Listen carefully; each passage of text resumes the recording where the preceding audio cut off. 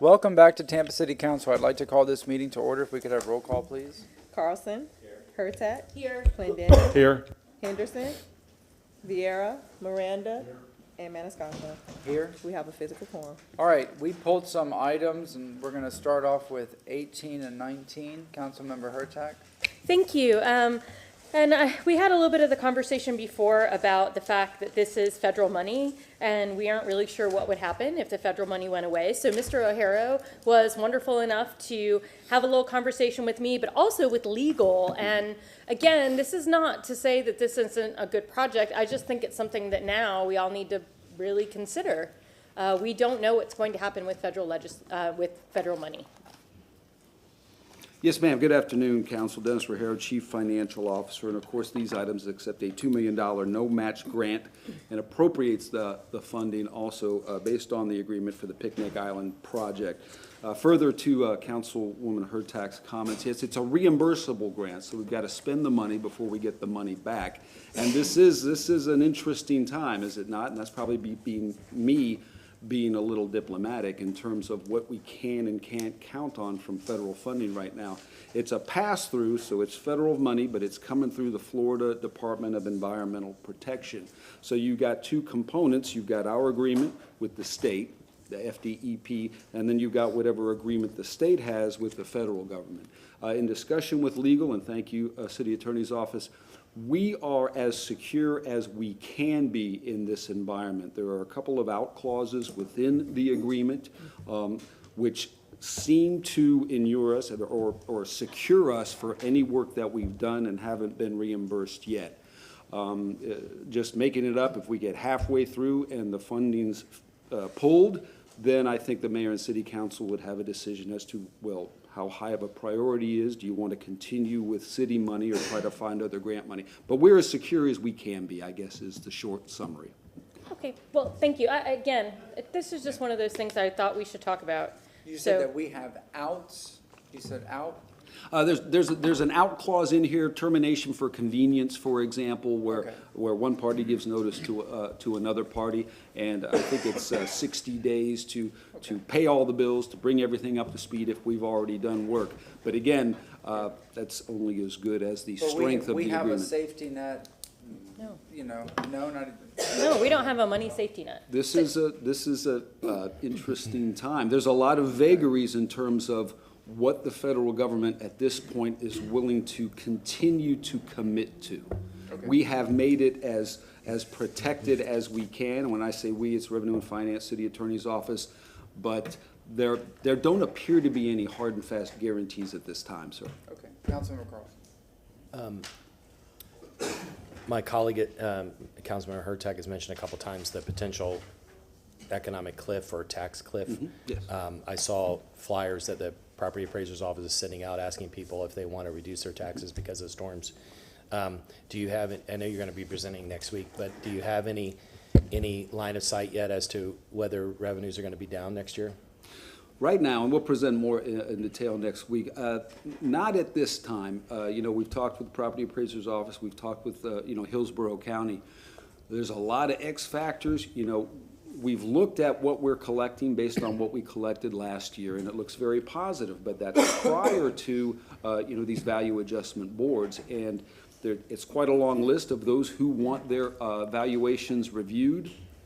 There's also the unknown as to how many people were impacted. For instance, there's a caveat that if you were out of your property for 30 days, then you get, I don't know if you get it all removed from memory, but you do get a discount. So they're still collecting all the information over there.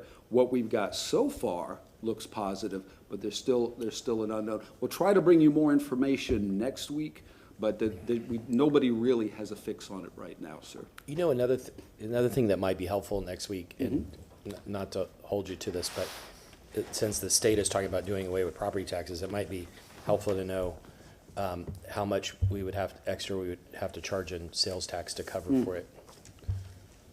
Let's see if we can come up with that, because I mean, like if it's 8 or 8.5, whatever it is, and then instead we have to charge 15, or I don't know what the percentage is, but it would be interesting to know that just because people will start asking.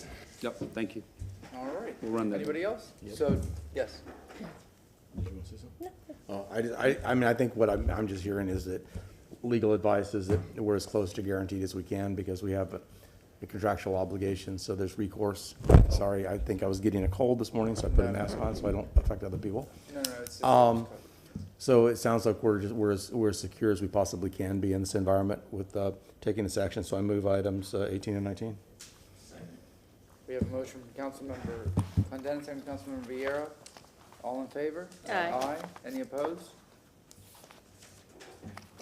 Thank you very much. Thank you, The Council. next items that were pulled, 36. yes, ma'am, go ahead. Oh, stay up. This to me, I understand that solar panels can be good. However, I asked about the ROI and when this will be paid back by, and the answer I got was 11 years, but Ms. Kopesky did some of her own work, and so I'm gonna ask her to come up and talk about that a little bit, because as it stands, I don't know that this is cost effective, and given that this is utility services tax capital projects funds, there's a lot we could do with $300,000 that's not solar panels, that the Parks Department could really use. So keeping it fairly straightforward, yes, we did receive information, and in receiving that, I just wanted to look at it, just to do a second set of eyes. And so what is going on is there is a air conditioning project for about $600,000 that's occurring at the same facility, which of course on its own will have a return based on the more efficient equipment. And then separately after that, there is the installation of the solar equipment for $300,000. And then the ROI that was provided kind of merged those two things together. So what I did is disconnect those so that each would stand on their own. And so basically, after looking at it further, if you took into consideration the gains that would happen after the air conditioning component and then looked at the life cycle it would take to pay back the 300, it pushed it out to closer to like 15 to 17. So it really was just more around, let's make sure anytime we do these that we keep each one in a standalone bucket as a return on that individual investment, in this case, air conditioning versus solar. And in this case, this item is specifically talking to solar. And so with everything happening right now, it was probably a time just to pause and say, again, based on the long return, is it the best thing to pull the trigger on right now? And so I just wanted to pull it for a separate vote and explain why. Okay. Councilmember Miranda Clendenin. Thank you. I guess I'm in the minority. I'm one of those that put solar in my house. And my bill has never been over $27 other than the last month. Everybody's bill went up, so mine went up to about 62, I think it was. So the way I looked at it, years mean something and money means something. But what we're not talking about is the environment. So what's more important? To pay it off in 11 years or 12 years or 15 years to get your return and let the environment keep suffering? Right now, and don't take my word for it, the bay, and what do you call it, Mexico Bay or America Bay or whatever you want to call it, Gulf, is almost 3 degrees warmer than it was last year at this time. So what do you think we're going to get for the summer? A cooler summer or a warmer summer if it continues this way? So we better be prepared for what's coming, and we better be prepared for change the way we do our lifestyle. We build houses for beauty, however nature tears them down. So there's got to be a way to change the building code so that these houses just don't fall apart, especially when the second floor is all wood. So if we're going to talk about money, what do you say is money? If you built a house that inside has got drywall like this building, and if it gets wet over 4 or 5 feet, really the whole house is considered 50% loss because you got to take everything out. So we have to come with something in this lifestyle, in this life circle, in the very near future. Because if not, we're not going to win the war. And I can't guarantee you're going to win the war anyway, because we've abused nature now for hundreds of years. So yeah, air conditioning is fine. wasting water is fine, not building solar is fine, using more water than you need is fine, putting all the grass you want in your house is fine. Keep on doing the fine things, and at the end of your life cycle, when you become my age, see what happens. Are you going to be better off, or you're not going to be better off? So it's not about what the cost is, it's about what the cost and the ramifications of not doing is, equals a sum of the digits, which is either greater or smaller than the actual cost. So I look at math a little different. It's not about all saving money, it's about really saving yourself. When you see things happening now, especially in this form of government that we have, where they're going to try to do a lot of things different, maybe it works, I'm not saying it doesn't. They're going to more than likely take all the benefits of having an electric car and getting a write-off of $5,000 or $3,000 or $7,000, whatever it is.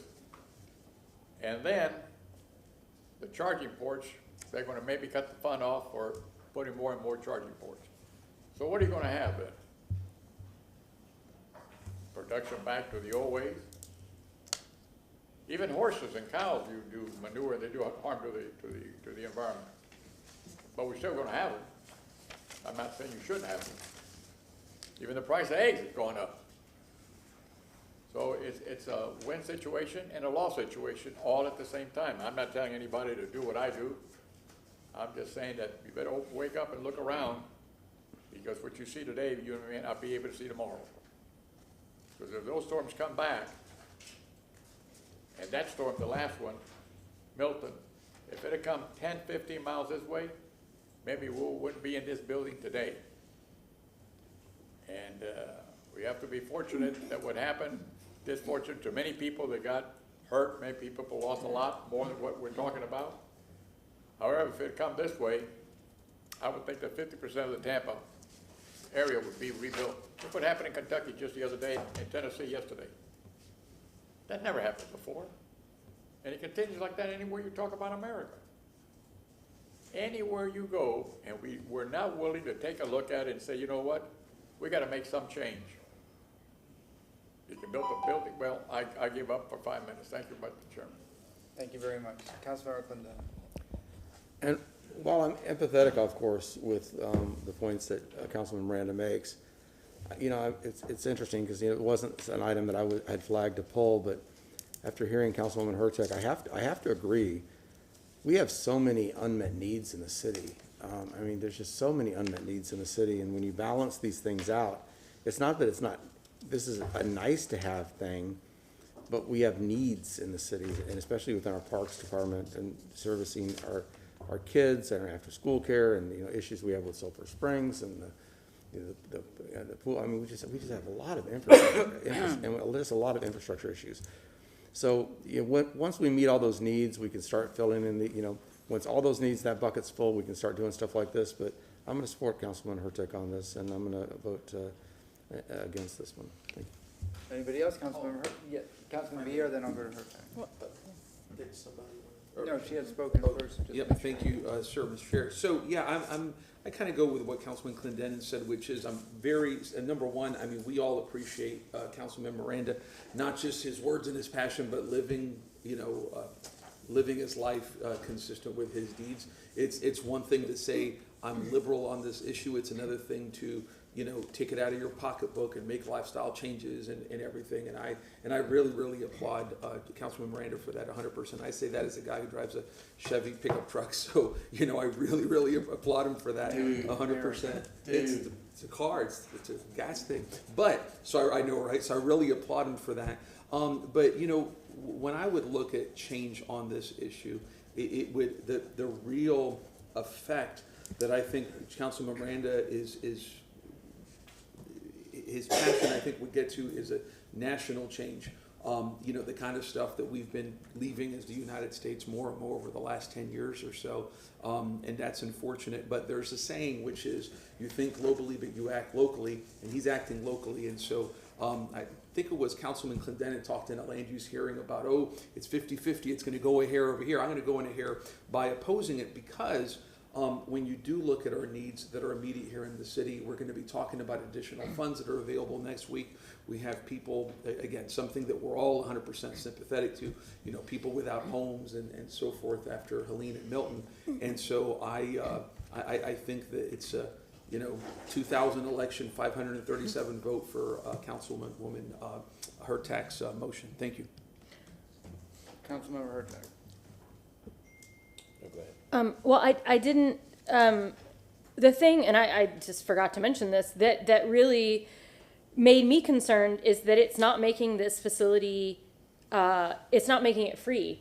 It's only bringing it down 40 to 50% of the cost. And that's the part that really worried me, because we're still having to pay utilities for this. And again, I don't think there's anything wrong with this, but where this money is coming from makes it that we could use it for other things. This money is coming from some local option taxes, utility services tax capital projects fund, which really can go toward a ton of different stuff.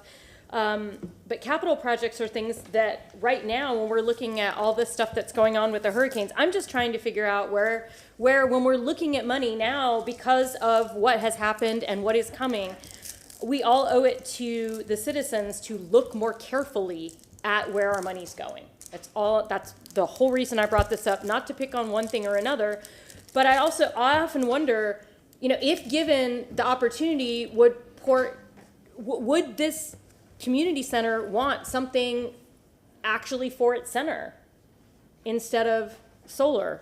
I don't know that they were asked. Councilmember Carlson. Yeah, there's a whole bunch of things that they want, but the other thing is that I think any thing that we spend money on now, the test has to be, why are we not fixing people's roads? It's a basic service of government to fix people's roads, and they're not fixed.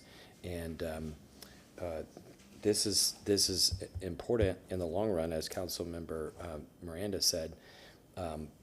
But it's like checking the box. What do you call it? Green mailing or green marketing. It's like we want to be able to check a box and say, oh, look, we put solar somewhere, but it's not 100%. We're not doing it in lots of other places. We just do it so we can check a box. There's so many things that we need to spend money on, but this, if it ends up that we have, nobody's told me yet from the CFO's office, but if it ends up that next week we have extra money, we've got to hold that in short-term reserves, because we might have a financial cliff. And if we spend on something that even sounds like a short-term need, and then in a few months we don't have enough money to pay salaries and we have to lay off 100 people, we're going to be in big trouble. That will have an impact on our economy. Whatever we have extra money, whatever we could spend money on, the extra, we've got to make sure that we hold it back, because we can't afford to raise tax. If we raise taxes, our economy is toast in this community. If we take on more debt, it's going to hurt our city. We can't be spending on anything anymore. We've got to figure out how to prevent from having to lay people off. And Does anybody plan on supporting this? Is that true that we would be laying people off over this little money? This is 36? no, that's not what I said. I was talking about the Larger. if it turns out that, let's say that we've collected more taxes than we expected. Let's say it's $20 million. We're potentially facing a shortfall next year, and that would cause us to lay people off. And right now, I think unless there's something we absolutely have to have, and there's all kinds of cases for why we should spend money on things. If we have to, already we can't deliver on city services. If we have to lay people off, we're going to be in an even worse case. Folks expect us to provide basic service, and we need to make sure that we're able to continue doing that. Also, it's not fair to the people that we might have to lay off eventually. Yeah, in the Iorio administration, because of the financial, the Great Recession and the loss in property tax revenue and utilities, how many, 750 people were laid Right off? about there. 758 or something like that. Close, Dennis Rao, Chief, I'm sorry. I can answer the question if you'd like. Sure. Chief Financial Officer. We eliminated about 700, maybe 750 positions. About half of those were filled, so about 300 plus people were Wait, laid. Councilmember Henderson, then I'll go back to, Councilmember Henderson, Miranda Hurtak. I'm just, when I read this in my research, it's unappropriated surplus, right? That's where it's coming from? Is that correct? And, A portion of it, a small portion, a little less than $20,000 is Okay. coming from a project that's already been completed and has a balance. The remainder is coming from within Parks and Recreation's maintenance budget. I think what's hard for me to wrap my head around is not necessarily this, but if we can give Hart $1 million for people to ride the bus for free, why is this such a big issue? That is for Councilwoman Hurtak, because this is your, you wanted to pull this one, and I don't understand it. Like, why would we do something like that, and then not support this? Well, I'm it's just curious. actually pretty simple. In August, September, we had a different federal administration. Okay. And to be honest, after that, like, we don't know what's going to happen. Right now, we don't even know that we're going to get the federal money that's been promised us. We certainly aren't going to get any more of it. I don't know if you read the Business Journal, but every week there's a story about more people being laid off. And at some point, we have to look at this and prepare. Okay. So this is not just one issue for me. My whole point is just to have us all look at these consent items a little more closely. And that's fair. That's why I just wanted to Yeah, ask you no. publicly, because we can't talk about it behind the scenes. No, but this is a symptom. I just don't know that if you asked people in Port Tampa if that's what they would want their parks money spent on. It just seems like we have so many needs in parks. Why are we focusing on something that isn't going to touch the average citizen? Well, it was for Loretta Ingram too, as well, wasn't it?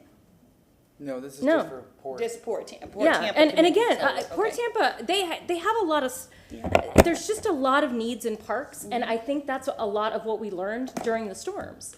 Right now, there's a lot of trees out in parks, and some of those hit some buildings. Okay, that's fair. I missed the Yeah. top of it, so I just wanted to ask, And also with what's happening in Tallahassee. That's true. Was a bill filed to eliminate property taxes? Was it already filed or? Okay, so that's another thing to think about. Councilmember Miranda. Well, I think I can count to 4, but I'm not worried about that. Somewhere, somehow, even the electric companies, even the power companies throughout the world are putting solar. All of them are.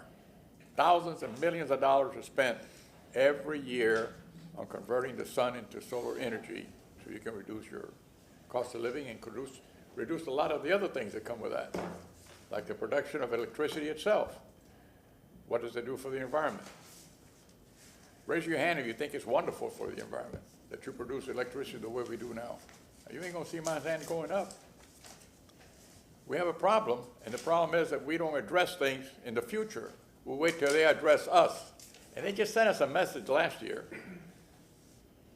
And that message is going to be heard over and over. And I hope I'm wrong. I hope there's no hurricanes anywhere. But what I've seen in California, in Texas, and Kentucky, and Ohio, and all those states that are, when you look at look at today's newspaper, Anchorage, Alaska was warmer than Akron, Ohio. Don't believe me? Look at it. Fairbanks, which is way up, almost in the North Pole, is about par where it was a few years back. So what I'm saying is we don't have to address this ever, if you don't want it tomorrow. Somewhere along the line, we're going to get to that point where tomorrow is not going to come. And I can understand all your personal needs, private needs, neighborhood needs. I understand all that. But what's more necessity today? To keep doing what we're doing? To keep building houses that got roofs that are made out of what? Wood? Shingles? With an eave 18 or 24 inches where the wind can pick it up, lift the roof and the walls cave in? That's what we're doing now. And that's what we're gonna continue to do. So why don't we continue just doing the houses the way we are, no matter what the cost is? If you look at the cost, just of what we went through in repairing things and moving things, is much greater than putting the whole city of Tampa under solar. But we think about right now, our need for today. Forget about the people who need anything. But I'm just thinking, I'm really talking to myself, I understand that. But I enjoy being somewhat of a rebel once in a while. And I'm not a rebel, I'm telling you the facts, how they are. And I'm going to start, as soon as I can get on my feet a little bit more, putting in every house that I can touch, solar. It pays off, mine pays off in less than 10 years. I got involved in 10 houses at one time, and my solar cost $14,400. So we can do that, or we can just wait and say, don't worry about it. Tomorrow will come, the sun will rise, and it's never going to rain. No hurricanes are going to come. Everything is going to be perfect because I live here. Well, thank you for dreaming. Have a nice day, all of you. All right. Would anybody like Could to move this? Can I say one? I thought of the word that I was trying to think of a little while ago. It's called greenwashing. And anytime city council dares vote against something the administration puts on the agenda, suddenly somebody in the administration calls a whole bunch of activists and we get emails and calls how stupid we are for voting against. You know, we'll get calls saying, how stupid are you for voting against solar? But this is really greenwashing. I mean, the mayor did something progressive a few years ago and hired the city's first sustainability officer. And he's a brilliant guy who's very capable. And then he presented a plan with 58, I think it was, things that we can do, and was praised by the media. And then they put him on toilet to tap for 2 to 3 years. And what they need to do is put him back on things like this and have him talk about a comprehensive plan. If they said, we're implementing solar in all the parks, and this is on the list, it's in order, and we're only going to do a few a year, and it's part of our larger plan, that it would be understandable for the public. Otherwise, it looks like greenwashing, and greenwashing is when you create a nice brochure, a page on your website where you say, look, we added solar, and you put lots of pictures, and what you did was really a small thing so you could get publicity or put a page on your website. Thank you. All right. Would anybody like to move this item? I'll move it till we go. Second. We have a motion from Councilman Miranda, second from Councilmember Henderson. Roll call vote. Miranda, Yes. Carlson, Hurtak, No. Clendenin, No. Henderson, Yes. Vieira, Very respectful, no. and Maniscalco. No. Motion failed with Carlson, Hurtak, Clendenin, Vieira, and Maniscalco voting no. If whoever has their phone not silenced, if they could silence it. I don't know. No. Maybe somebody left the phone somewhere. I don't know. That was the electric company checking on us. That was Tico. Item number 49 was the last item that you pulled, man? Yes, and one of the reasons I pulled this is because we all got an email from Ms. Kopesky about this item. When we approved it in 2023, this was going to be a $10.7 million project. And the federal government was giving us $5.35 million. And we were going to have to provide like $4.7 million. Now, it's going to be $22 million to take down a small section of Ashley. And they're believing that the city staff, or the administration is saying that they want to take $8 million of CRA funding to do this. We all know we don't have $8 million in the CRA, downtown CRA, to spend on this.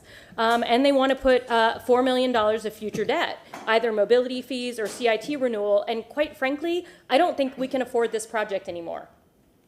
And now this would reestablish or create new blocks within the northern part of downtown here. Yeah, it's a great idea, but we're only getting $5 million from the government, so we have to come up with the $17 million more.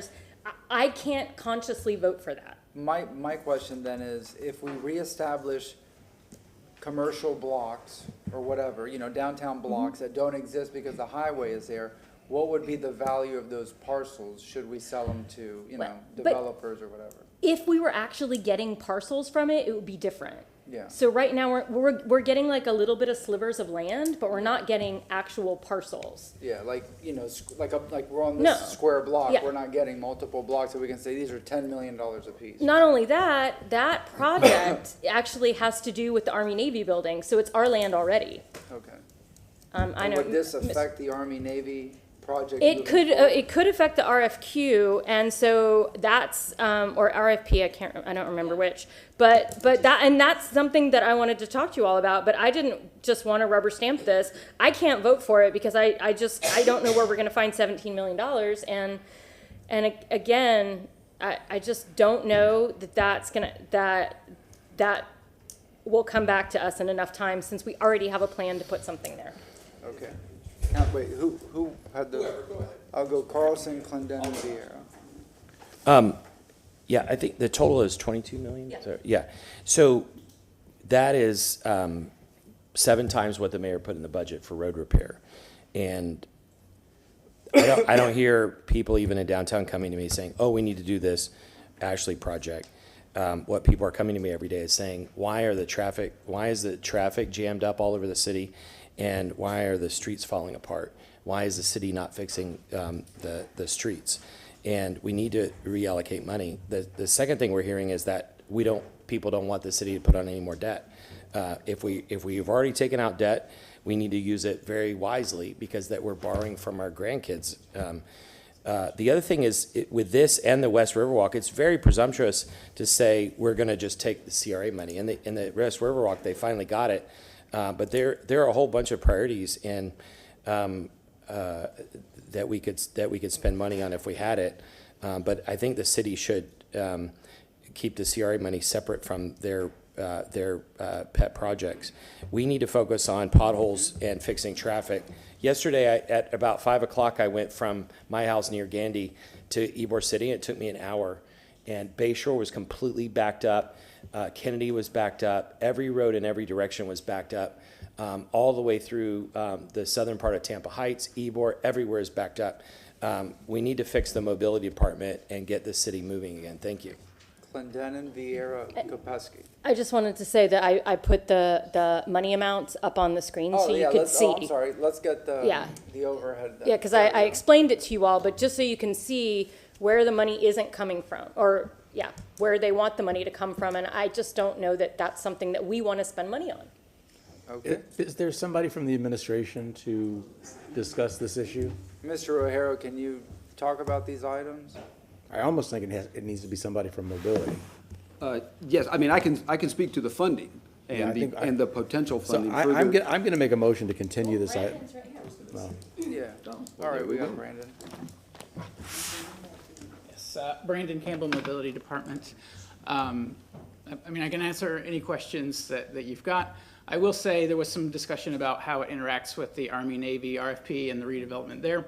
The northern part of that will not be affected by the Ashley Drive project, but the southern part does remove the slip lane that goes from Ashley to Tampa, thereby increasing that developable land. The project overall does drop the existing grade separation where that slip ramp goes underneath. It includes 2 new traffic signals and squares off those blocks and creates a pathway basically across the northern part of downtown to the river. can you break this down for us with what portion, because I know FDOT has got a lot of funding here for the Ashley reconfiguration. Without us passing this, what portion of that project is funded without us? I'm not sure I know how to answer that question. So the grant itself, the federal dollars that are being contributed toward this are on the slide and in the memo of just about $5.4 million. The remainder is city/CRA funds. We can continue to ask FDOT if they have any interest in supplementing that, but right now FDOT does not have. So the entire contribution time toward for the last year, I've been hearing about this Ashley Drive reconfiguration and connecting the grid.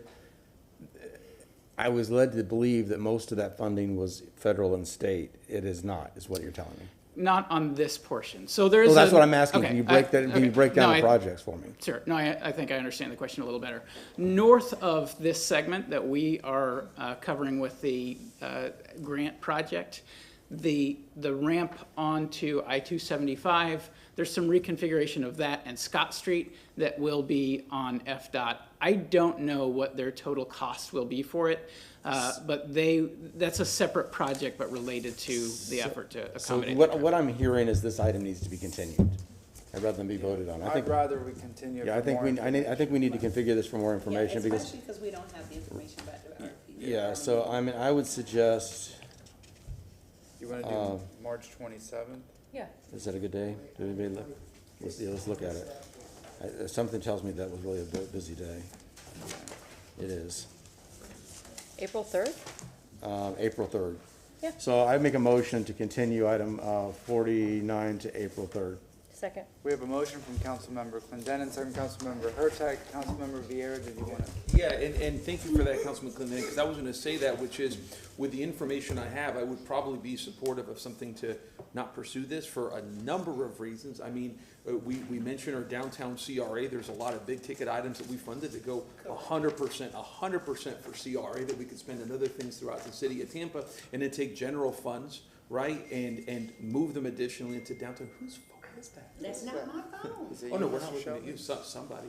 That's funny. But to continue that with general fund dollars, when we have made conscientious choices on the CRA, on different social institutions there to the tune of 40, 50, 60 million dollars, and then to go here, I just, but we need to have all the information, and so Councilwoman Hurtak, I mean, great on pulling this and being a fiscal watchdog, that's wonderful. Don't call And her watchdog, give her another name. is that proper? She likes dogs. Is it, what's? Watch chick. Watch, fiscal hawk, fiscal Hawk, hawk. there, I'll take Sorry. that. I like that. Okay, thank you. A hot dog. Thank you. I'm sorry. As I once told, who was it? Was it the mayor? I said, we were talking about something. I said, listen, just so long as you know I mean well. I'll say it. I mean well, that's all.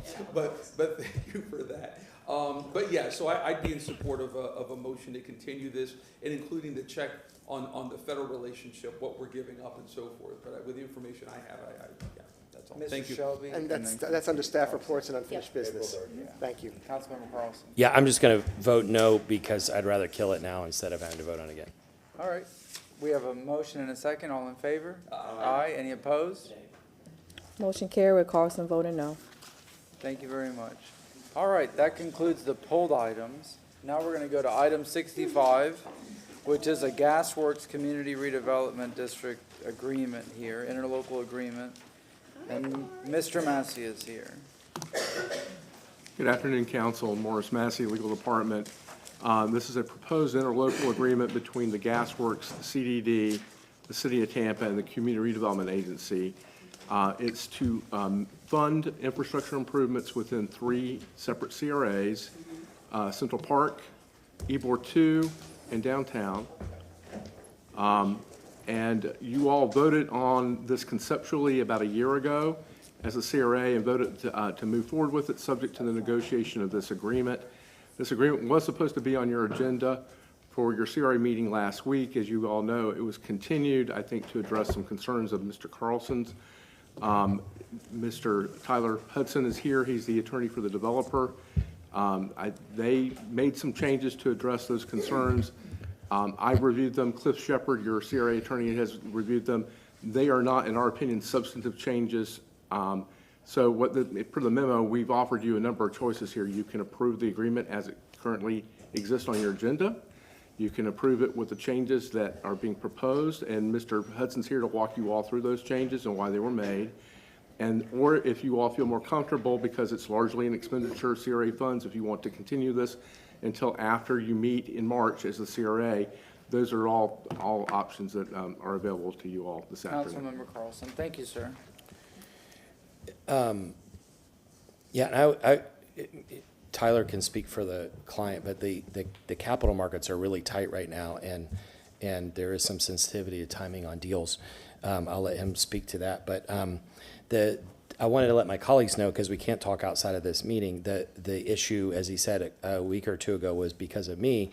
And the reason is that there was some language that needed to be cleaned up inside it. And I think you all have seen what that was. And thanks to Tyler and Morris and others for getting that done. In the past, the city, through the CRA, has subsidized developers. I'm against subsidizing developers. Even when the city was paying for infrastructure, they would pay a developer, and it gave the impression to the public that it was subsidizing the developer. And although somebody could pull public records, there wasn't a level of transparency once the money goes to the developer. And so in this case, the developer first of all committed to making sure that anything the CRA paid for would be for infrastructure. The infrastructure, by the time it's done, will be owned by the city, and so it's paying for something that we would ordinarily own. And to be able to develop on the property, this infrastructure, things like roads and sewer and things, need to be done. But what they did, which is different than the CRA and city have done in the past, is they create a CDD. And a CDD is an organization that is subject to sunshine and public records. And so it has public oversight, and then the CDD can decide who to engage to actually implement any of this. So this is this is really different than the other deals that have been put together in the past. And the problem with the language a week ago was that it still had the developer in it. And this is a contract between the city, the CRA, and the CDD, not with the developer. There is a development agreement which is referenced in this, but the city and the CRA directly only on this funding only have a contract with the CDD. And so what I asked them to do is just take out the references to the developer, because the developer, other than the development agreement, is not a party of this funding. The funding goes to the CDD, and then the CDD decides through a public process where the money will go. Councilmember Hurtak. I just had a question for Mr. Massey. My concern about this was, this seems like something that the CRA should deal with first. Can you speak to if it really matters? In my opinion, it does not really matter. It is a tri-party agreement, so you all as city council must approve it. There are provisions in it that are commitments of the developer to the city, or the city is agreeing to certain things. For instance, while Mr. Carlson's correct, the CDD is performing the infrastructure improvements. This all arises out of a specific project that Mr. Hudson's client, the developer, is doing. And these commitments arise out of a development agreement between the city and the developer. So there's a nexus between the two, and so the city needs to be assured that those things are happening. The city also, to the extent this is considered a revenue bond because it's a long-term commitment, under the statute, the city council, the local government must authorize the CRA to make that kind of contractual commitment. So in my opinion, the order does not really matter. But you have to approve it both as city council and as CRA. That's really Okay, what that was my matters at other the end of question. it. So that's all I needed to know. Yeah. That was my big concern. Thank you so much. This is such a consequential project for the city of Tampa, and as Councilman Carlson said, this agreement provides really what the infrastructure the city would normally be providing anyway, and then the return on this investment is going to be exponential. So if we're ready, I'd say let's move item 65. Second. Wait, Councilman Miranda. Yeah, and just want to chime in. When you look at a number like this, 14 million or 15 million, really, when you round it off, easy to speak that way, than 14.7 or 9, whatever it is. 32. If you were to invest in yourself or not, I mean, if you're going to have the developments coming there, and what you're collecting yesteryears, notice I said yesteryears because it was vacant for a long time. And what you're collecting now, and when you're going to collect when all that is completed and it's done, the CRAs do not last forever. They last for a period of time, and I'm not comparing this to a CRA. Most instances, 30 years. Some instances, they last less. So what do you get when you last less? All of it goes where? To this general fund. And what do you have? A part of the city that was never like that before. Right now, sometimes I walk around the channel side and into Water Street and all that, and I look around, I said, how the hell did this happen? It's amazing. It's just amazing to me. So what I'm looking at, I think it's got 8 years or 9 years left. I'm thinking of when I'm no longer here, not that I'm dying, I'm just gonna be somewhere else, let me clarify that. This city is gonna have an enormous amount of cashola, that means money in another English language, and it's gonna have something that is different from every place else, that doesn't need much maintenance, because it was done right with the waters going under and feeding the trees and everything else, as I understand it. So you're gonna have an area that's different, clean, beautiful, and the money all goes to you. So who wins? Everybody. And that's what it's all about. I don't mind investing money if at the end of the day, somewhere along the line, you're gonna get it all back, plus have it all developed in a way that you yourself could have never afforded to done it. Thank you very much. We have a motion from Councilman Clendenin, second Councilmember Henderson. Roll call vote. Clendenin, Yes. Henderson, Yes. Vieira, Yes. Miranda. Yes. Carlson. Hurtak. Yes. And Maniscalco. Yes. Motion carried unanimously. Thank you. Item 66. Hello. Good afternoon, City Council. Brad Baird, Deputy Administrator of Infrastructure. Provide a verbal report to City Council on waste energy plant and cost comparisons. I have also with me Director of Solid Waste, Larry Washington, to support. All right. So I start with three quick important dates on the project timeline. On June 18th last year, we completed the McKay Bay Waste Energy Facility outage and started the commissioning. Then in August 30th, Solid Waste Department stopped diverting garbage to the landfill. As you know, that was costing us a lot of money. And then our date of substantial completion was last month, January 7th, 2025. So that just puts in context, you know, the timeline to get this done. I'm pleased to report the construction project came in under the budget of $99,931,279 was the exact budget. And that's the total of the three guaranteed maximum prices. The motion asked us to compare the original projected cost to what the private sector's offers at the time. It is important to note that our contract operator, Wheelabrator, had an operation and maintenance agreement. We owned the facility, but they were not responsible for any capital improvements, just the maintenance of the facility. So instead, what I would like to do is report on the 5 capital improvement plans that have been presented publicly. Actually, 4 out of the 5 have been presented publicly. And I think you'll find these prices and timeframes interesting. So first, in May of 2018, we conducted a feasibility study on whether to take over the plant, whether to negotiate a new contract with Wheelabrator, or whether to go with a different contract operator, Covanta. As part of that feasibility study, we determined that the option for us to take it over, we would be able to operate the plant for about $5 million less than a contract operator. And the plan was to invest that back into the facility, and I did report that to City Council at the time.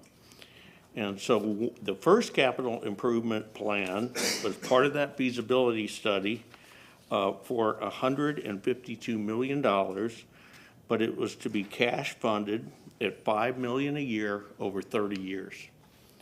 Obviously, we did not end up using that one. The second option in the feasibility study was a 12-year plan for $81 million. And that was going to be a combination of cash and bonding. So fast forward to the following year, October of 2019, we prepared a transition plan to take over the plant and operate it, the city of Tampa operate it. So we've made that decision. And as part of the transition plan, we had an 11-year capital improvement plan for roughly $61.5 million. And that was communicated at the time as well to the public. Then November 2022, we performed an internal update of the capital improvement plan. It was $131.3 million over 10 years from 2023 to 2032. While that complete plan was not communicated publicly, the following month, Ms. Duncan presented in December 2022 the first half of that plan, the 5 years. And she had a slide on that and it detailed year by year what was to be spent. And that was $91.5 million, and it was a city council presentation in December of 2022. And then where we ended up is the number I just said a few minutes ago, which was $99.9 million. So as you can see, by those differing timeframes, differing costs, we really have apples and oranges on all 5 of those plans. Different timeframes, different costs. But I will say that last one that was presented by Ms. Duncan at $91 million included almost all of what we did in the retrofit. So we scrunched it down to a 1-year spend, design build project, and it went from 91.5 to 99.9. Not too bad of a jump. But I want to, I have just 2 examples. I have many more, but I wanted to use a couple of examples of how this project morphed through the years. So probably the best example is the ash handling system. In those original or early CIP plans, we only plan to repair the existing ash building and then replace the 4 expellers and the main vibratory conveyor over a 5-year period. So just repair the floor and some of the other concrete that's in that ash building. And then, of course, repair the structure of the roof. Well, as we move forward in time, we decided to replace the entire ash building. When CPPI engineer did the full review of the ash building, determined it was beyond repair and beyond its useful life. So we did do that. We not only replaced the ash building, but we replaced those 4 expellers and the vibratory conveyor all in the retrofit project. And I think that was the right decision. I don't think that old ash building would have made it through either one of those 2 storms. Another example, a very good example, we originally planned on just lining the existing underground pipeline or water circulation system. So originally we were just going to inspect it one more time, line it. It turned out it was when we came back and inspected it as part of the CPPI task number 1, it was not in good condition. Matter of fact, in between those times, it had developed a leak. And also, it had many more bends than we thought it did. We did not have as-built from Wheelabrator at the time, so we did not install a liner in that pipeline. Instead, we built, and if you go out there today, you can see it, a big overhead large truss system. We upsized the pipe just to be safe, 1 pipe size, and that cost quite a bit more than what we were going to do originally. So those are just 2 examples.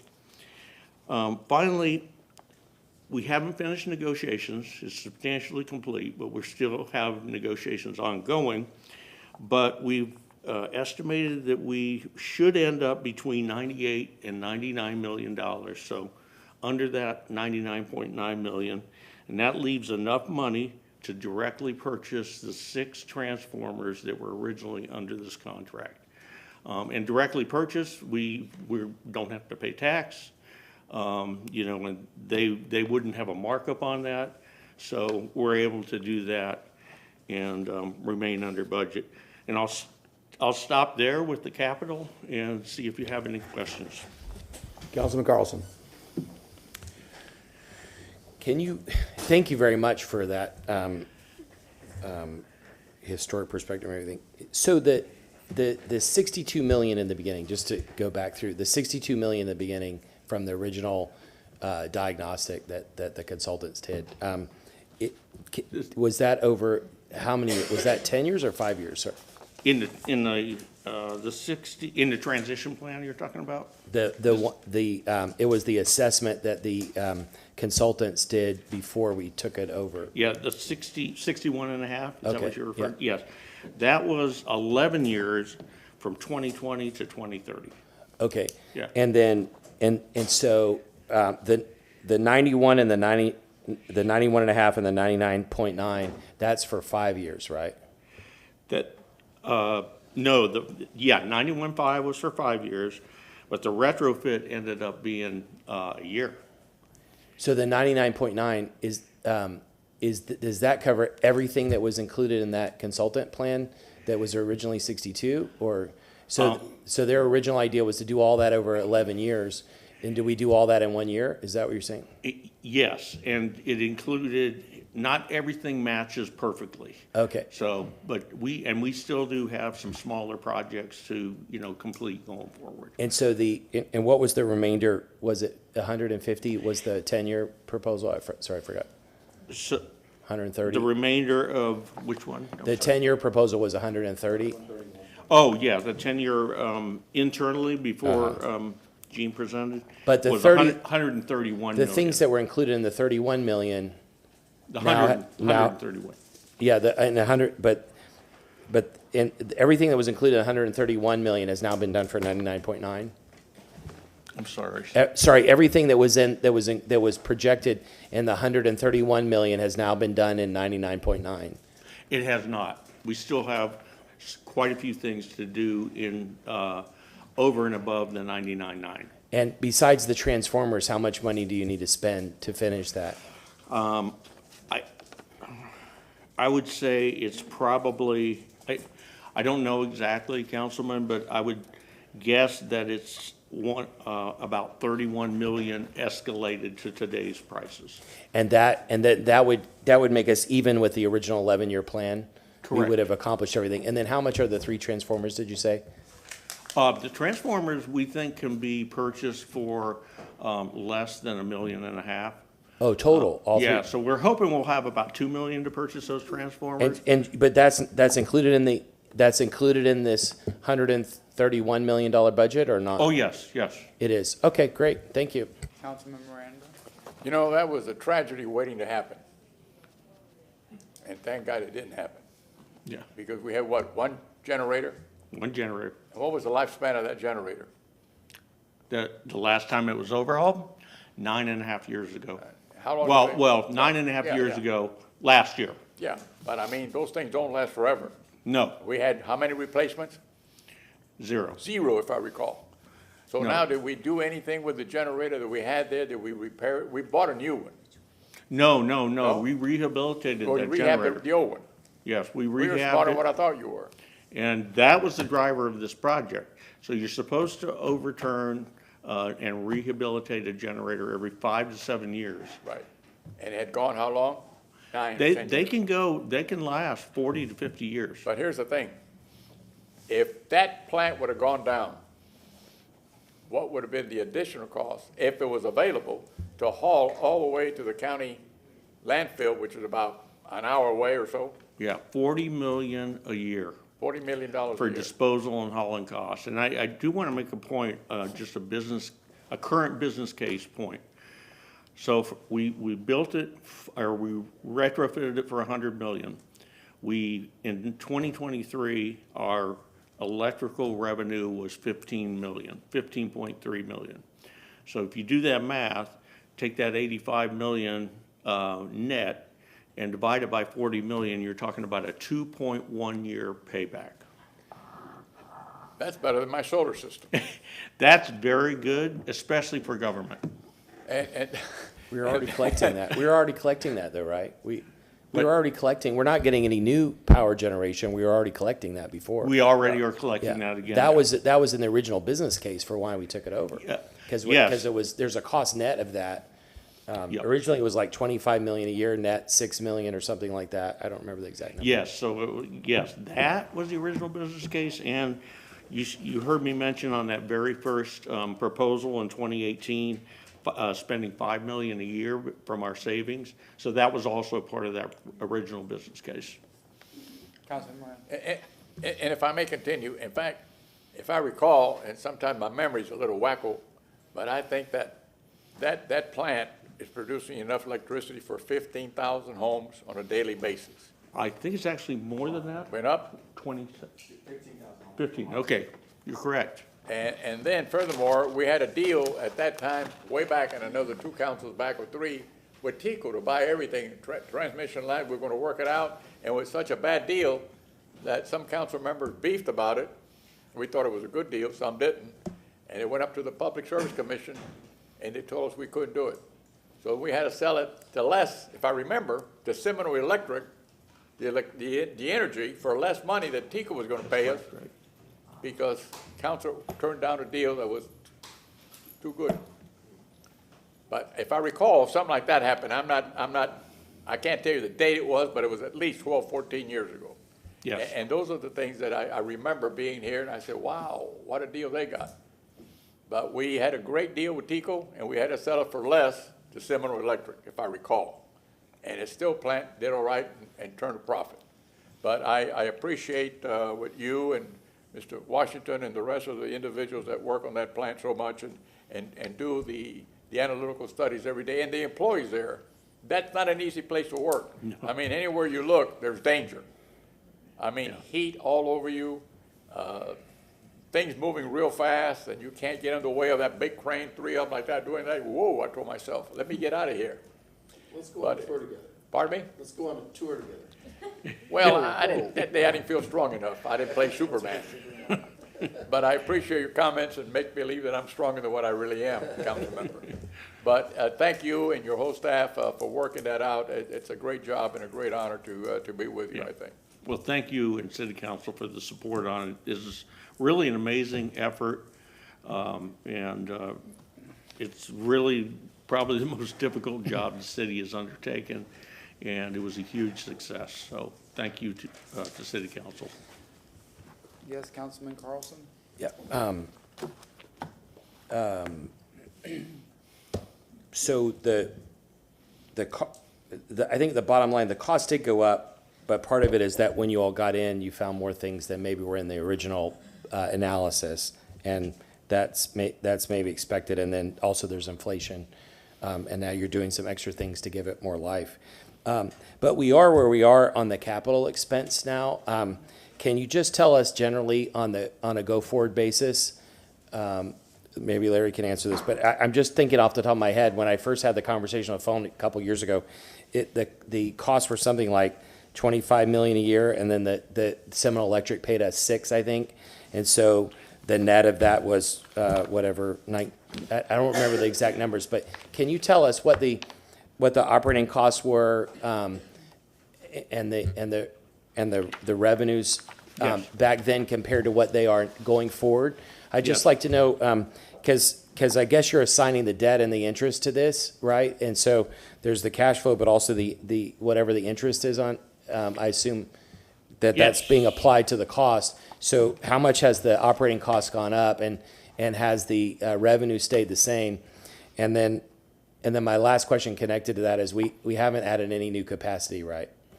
That's correct. And I'll let Larry come up on the capacity, but yes, we have done a lot of work on an O&M pro forma over the last couple of weeks.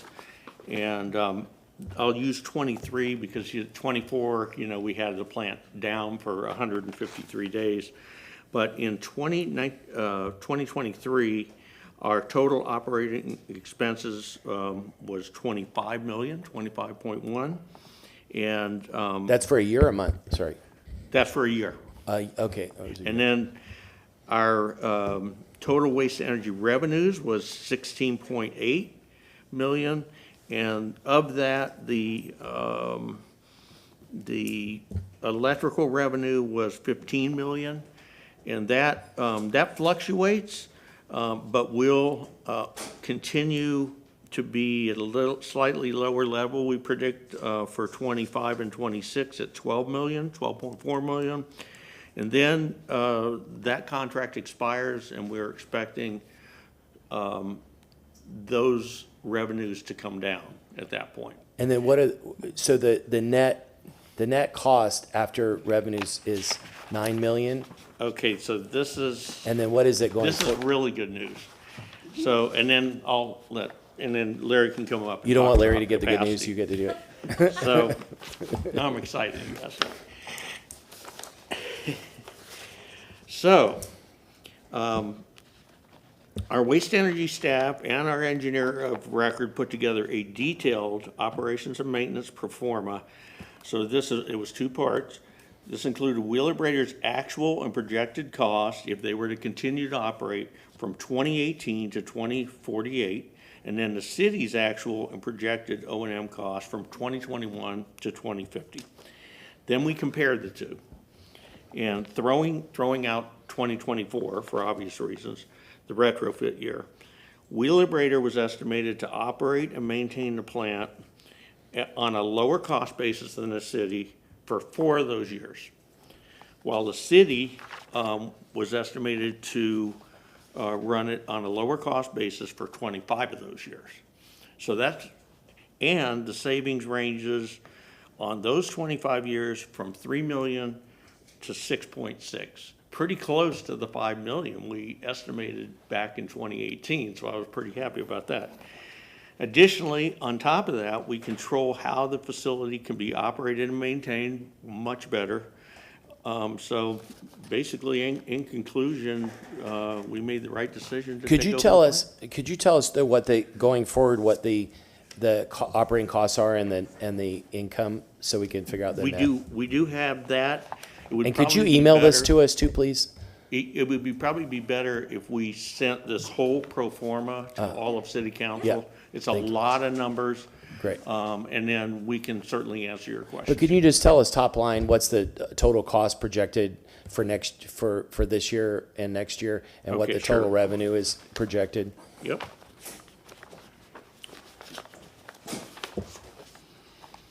So for 2025, operating expenses are expected to be 25.7 million. For 2026. Does that include interest or no? 20, well, these do include escalations as they go out. Does it include the interest expense of the bonding? Let me see here.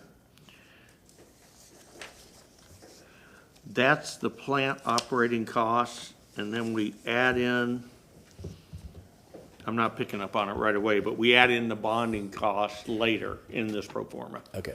But in 2026 is 26.6 million in expenses. Okay, So, and then you ask about capacity, so. thank you. All right, good afternoon, Council. Larry Washington, Director of the Solid Waste Department. So in terms of capacity, we don't have a capacity issue. We had a reliability issue, which is why we went forward with the waste energy retrofit. And I'll take it back some. So back in 2017, one of the things that we did, of course, we don't haphazardly stumble upon our decisions. So in 2017, we did a composition study. And with that being said, we noticed, and the results were 17% of the waste going to the waste energy facility was yard waste. At that point in time, we removed that commodity from going to the waste energy facility, so we started to landfill.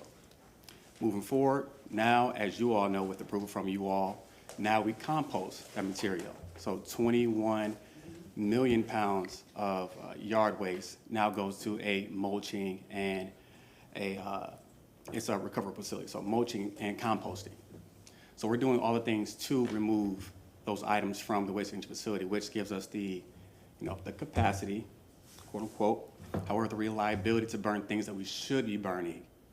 And then in addition to that, so now we're getting more aggressive and focusing on recyclables as well, so pulling those out of the waste stream. So currently, we burn around 300,000 tons per year. In the next 10 years, we're expecting 30, and then I want to put a premises on this as well, 30,000 additional tons. However, that's citywide, so that's all commodities. So that's yard waste, that's the bulky waste, and that is just garbage in general. So with that being said, we have the space to burn waste for years to come. But as far as a department, we're focusing on removing that waste from the track to the waste to energy facilities, so then we can continue to use it for more than 30 years. But right now, we are good to go as far as liability and future capacity. Councilmember Hurtak. Thank you, and I wanted to say congratulations. I saw that we have now been using the I guess, brown paper Recovery. bag and bin system for a year now. Yeah, and I kept seeing people talk about, you know, how you can, you know, like it's so expensive to buy one of those bins, and I had to think about it. But I bought my first bin when I bought my first house in 2024. I still have, no, 2004. Sorry, my first house was 2004. I still have the bin. 21 years later, because it's plastic. It's not like nothing's wrong with it. It's got some holes in the bottom, but that's what you want because so the water can drain. So anyway, I wanted to say congratulations for that. And I also saw your new social media campaign around recycling, and I think that's really awesome. But kind of to Councilmember Carlson's point, talking about how we continue to we might have capacity for now, but we also have people moving into the area. We do. So the concern is, you know, how, even with the work that you have done and your team is doing, when, I mean, do we have an estimate of when we will reach that capacity? So our goal is to not reach that capacity by focusing on pulling all that waste out of the waste stream. So just like we did with the yard waste, now we're going to switch gears and focus on recyclables. Okay. Over 20% of the material that's going to the plant is recyclables. So then we'll have the capacity for more than 10 years. Okay. Oh, that's good to know. And then I know you have been working also on some composting, just Yes. yard composting. And I was curious if you have any efforts moving forward to kind of try to focus even more on that. We do, of course. So we have a few residents out there that compost. However, you want to start to partner with different communities so we can have gardens, you know, community gardens, which is sometimes a hard sell because it takes a lot of work from the public, but those that want to participate, we work hand in hand with them, and our team is very excited about the future. Neat. Well, I mean, I've also been composting for many, many years, and it all works out. I don't throw that much garbage away because most of my garbage goes to recycling and compost. So anyway, thank you so much. I really appreciate the effort. I'm sorry I missed my tour this week, and I will we'll make that up soon. Thank you very much. All right. All right, thanks.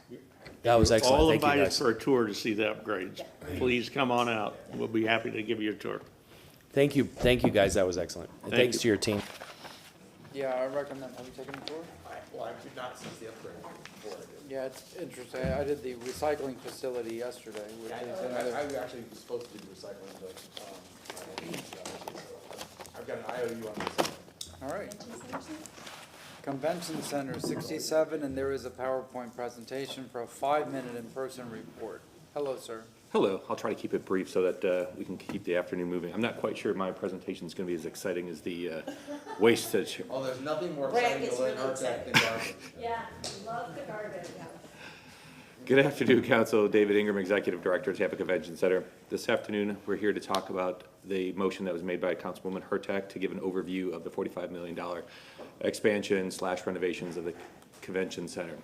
Within the motion, that was asked for a budget to actual, project timeline, cost breakdown for GMP1, GMP2, our initial design, any change orders, a contingency fund, description of our deliverables, any delays, use of the unused capital funds, and then the benefits for it. So the first thing I'd like to start off with is our budget to actuals. If you remember serves, the budget was actually created to include our expansion, our HVAC upgrades. So if I use the words HVAC and air handler units, please know that I'm just kind of interchanging them. It's all one thing. And then any building upgrades that we did. So there's 3 phases to this process. The first phase was the design phase. Then we did GMP1, GMP2. If you can see, the total project budget was $44 million. We have actuals that were met for those projects, as well as that we had 2 change orders. One was an increase for a change order of $258,000. The second was a credit, because we were under budget, which gave us a credit of $843,000. So our total actuals to date is $43,444,215. So again, under budget, which was a big project for us to undertake. As a reminder, for sources of funding for this project was contributions from both the tourism development tax that the county authorized, as well as money from the CRA. I do believe it was $2 million from each of those entities that allowed us to be successful to do this. Before I get into the official project timeline, since I wasn't here back in 2020, the projects that I've kind of received from information, I was able to determine that the project was actually supposed to start in late 2019, early 2020, but unfortunately, we all know what happened during that time frame, which was COVID, so that delayed the official start time till October of 2020. In October of 2020, we had the design and professional services approved. 1 month later, 2 months later in December, we actually had GMP1 approved, and construction began in January of 21. Completion for GMP1 was set for June of 2021. GMP2 was approved in 2021 of August. Construction started in, there we go, September of 21. And all the deliverables were met in 2023 of June. In that time frame, we did have 1 change order, which is what I've already mentioned, which was July of 2022. And then our final certification of completion was set for February 15th of 2024. Yes, there was a delay between the deliverables and that certificate of occupancy, but that did not impact us in operating in any stretch of imagination. Once we did the ribbon cutting in June, we were ready to go by the end of June and beginning of July for events. So the first phase was the initial design and professional services portion. The scope was to design the expansion, any renovations that we needed, development of the budget, as well as any documents and informal materials. As you can see, these are the actuals that we had, so we did reach our budget of $2.1 million. The second phase was GMP1, which was based for our scope of services, was modernizing 2 of our elevators. We rehabbed and built out 3 additional meeting rooms on the first floor. We added a material lift, which basically is a service elevator to when the expansion was done. It allowed us to service it, and we started our upgrading for our existing HVAC units. As you can see, we met the project budget of $3.9 million. The direct cost for work was 2.5. All the ancillary stuff, as you can see, is bonding, services, fees, things like that. The final phase was the GMP2, which was basically our new meeting rooms, our replacement for the upper river walk handrails, again, HVAC units. That's a current theme that we have going on in this presentation. A renovation of our existing meeting rooms, our restrooms, as well as our ballroom.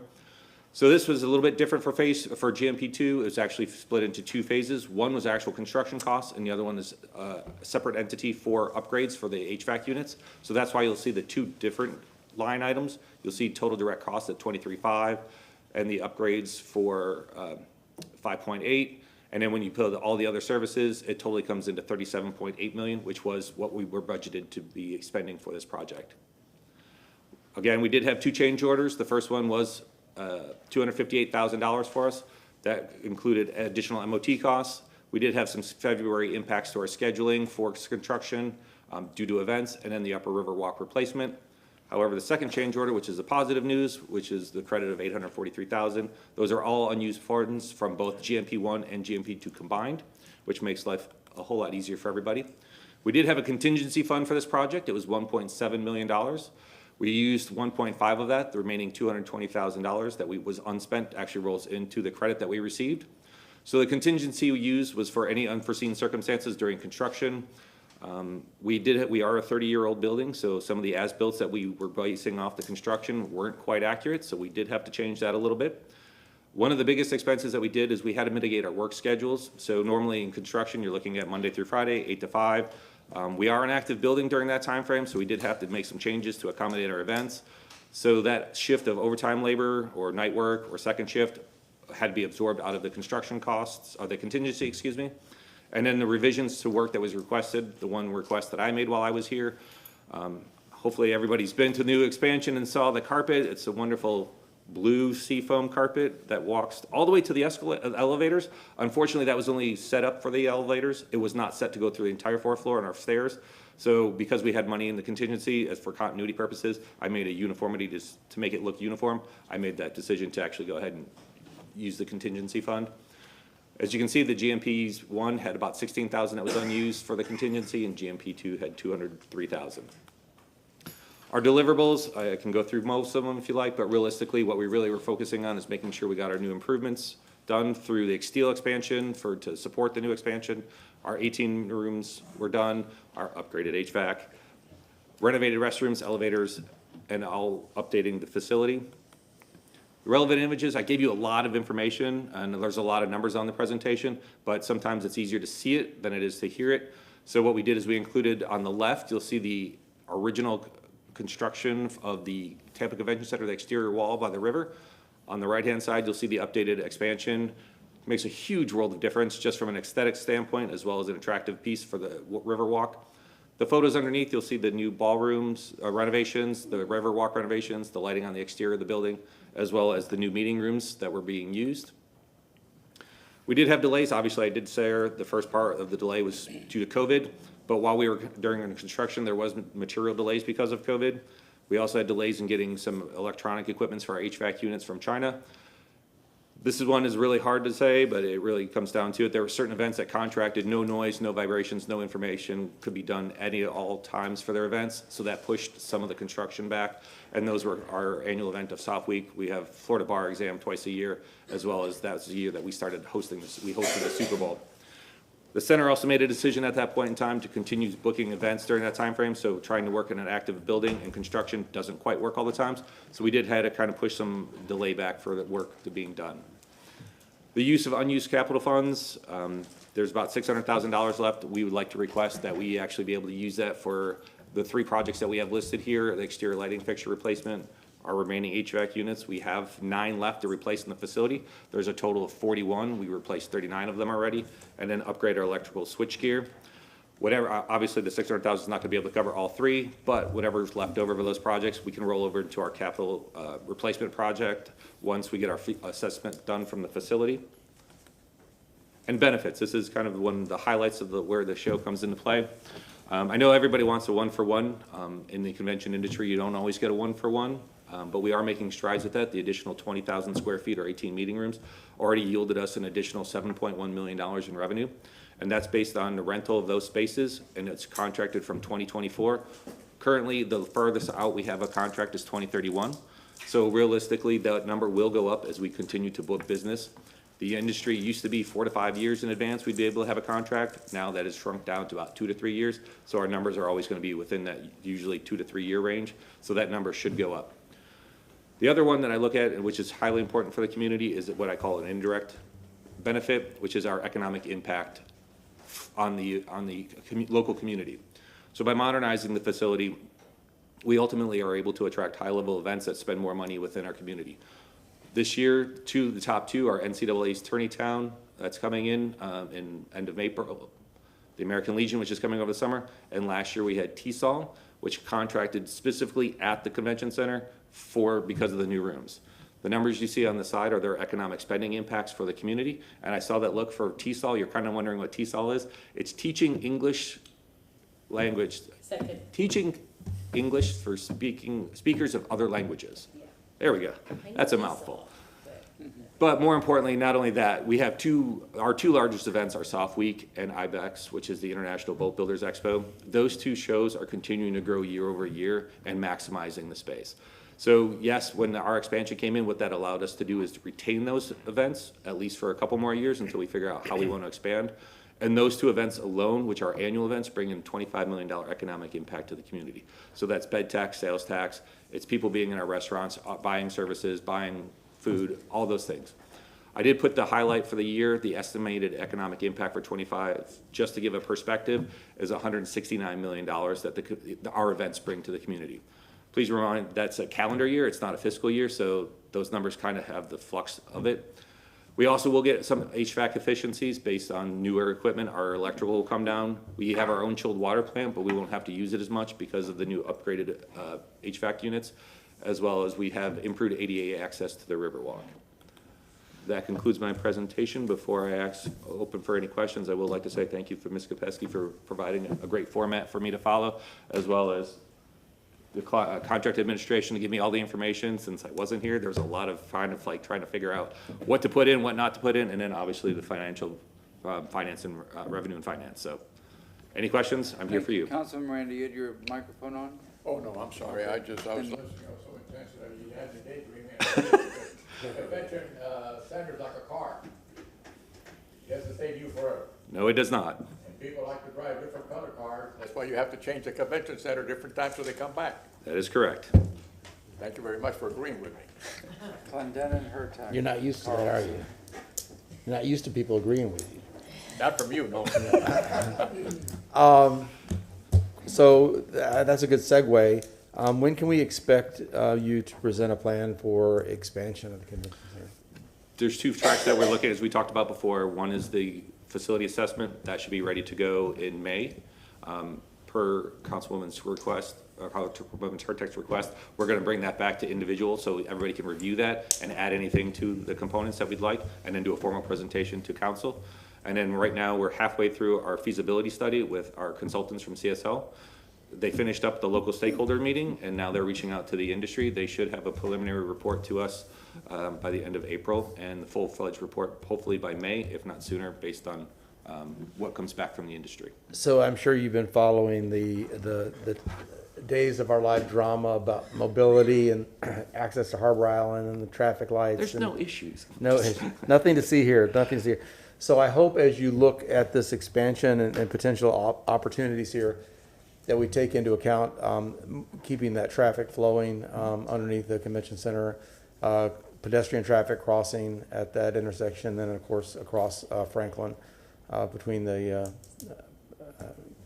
convention center and Harbor Island. Sorry to interrupt, but real quick, for the CSL, what we tasked them to do was take into consideration for our future expansion, how to deal with the issues of Franklin Street. So depending on which way we go, there's a couple of opportunities to be able to solve the pedestrian and vehicular issues that are currently on Franklin Street. Good, because I think you'll end up with a lot more city council support and maybe more expeditious city council support if those things are all factored in and we're able to improve the traffic flow in downtown Tampa and again, and the pedestrian safety issues as well. Definitely. So your request for the unused money for the CIP, is that a motion that you're asking for us for today? Nope, just as asking for as overall, so if you guys want to incorporate that back into me, that's great. If you need to move it to somewhere else, I mean, is that? I'm willing to play nice in the Mr. sandbox. Shelby, is that something that would be appropriate for us to move today to authorize him to spend that money for the CIP? Go through the process? Well, if I think if you want to request a budget amendment, but then again, I'm sorry, for which fiscal year, for next fiscal year? No. It's unused money from this fiscal year, but he just wants authorization to spend the unused money that he has in his CIP. That's a budget, that would be administrative by this point. I think I need to talk to, one would need to talk to the administration about how to do that. Okay, so you just bring that forth, and, obviously, I'm sure you'll get support here from council. Okay. So we'll go through the process then. I'm sorry, my microphone was not on. Sorry about that. Hurtak, Carlson. Thank you, and thank you for that incredibly thorough presentation. I think it's wonderful. I'm glad that we came in under and that you could put some of this money toward other things. I agree with Councilman Clendenin. I would support you in that, knowing that we only have a few more air conditioners left. Let's just get it all done. But I know we also talked about the fact that there were some issues with the storms, with Helene and some stormwater. So, would that be included in what to use the extra capital money for? No, that actually goes under our insurance, so that's covered as a separate Oh, piece. okay. And we currently have been able to, we needed 4 starters for our chilled water units. We were able to order 1 and have it in and installed, ready to go, so the rental unit is gone, and the other 3 have been ordered. So Okay. they're in the process of getting fixed. But I know you had talked about possibly doing a fence a la, Yes. TGH. So is that still a consideration? That's still a consideration. We need to have Okay. somebody actually come out and truly define if that's feasible for us. That's, Okay. looking at what they did, I believe it's called the Tiger Dam that they did around the pump station across the street from us. That gave us the inspiration to try to figure out that's something that we could do. So we have our chief maintenance engineers looking at it to see if we can use that, or there has to be another solution. Okay, because I would, whatever expansion you do next, that's number 1 on my list for you because that keeps you running. That is correct.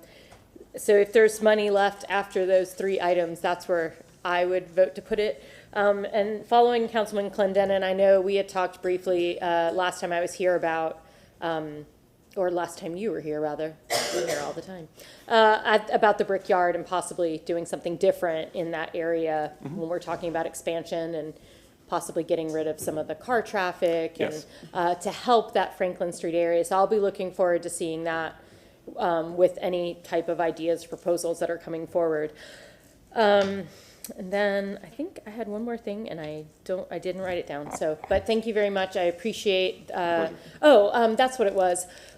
So based on getting this money, bringing it back in, when do we think that we'll be clear of the 40, when do we basically get our money back from 44 million? When do you believe that we'll be able to recoup that? That's a tough question, just because some business is cyclical and we still have to go out.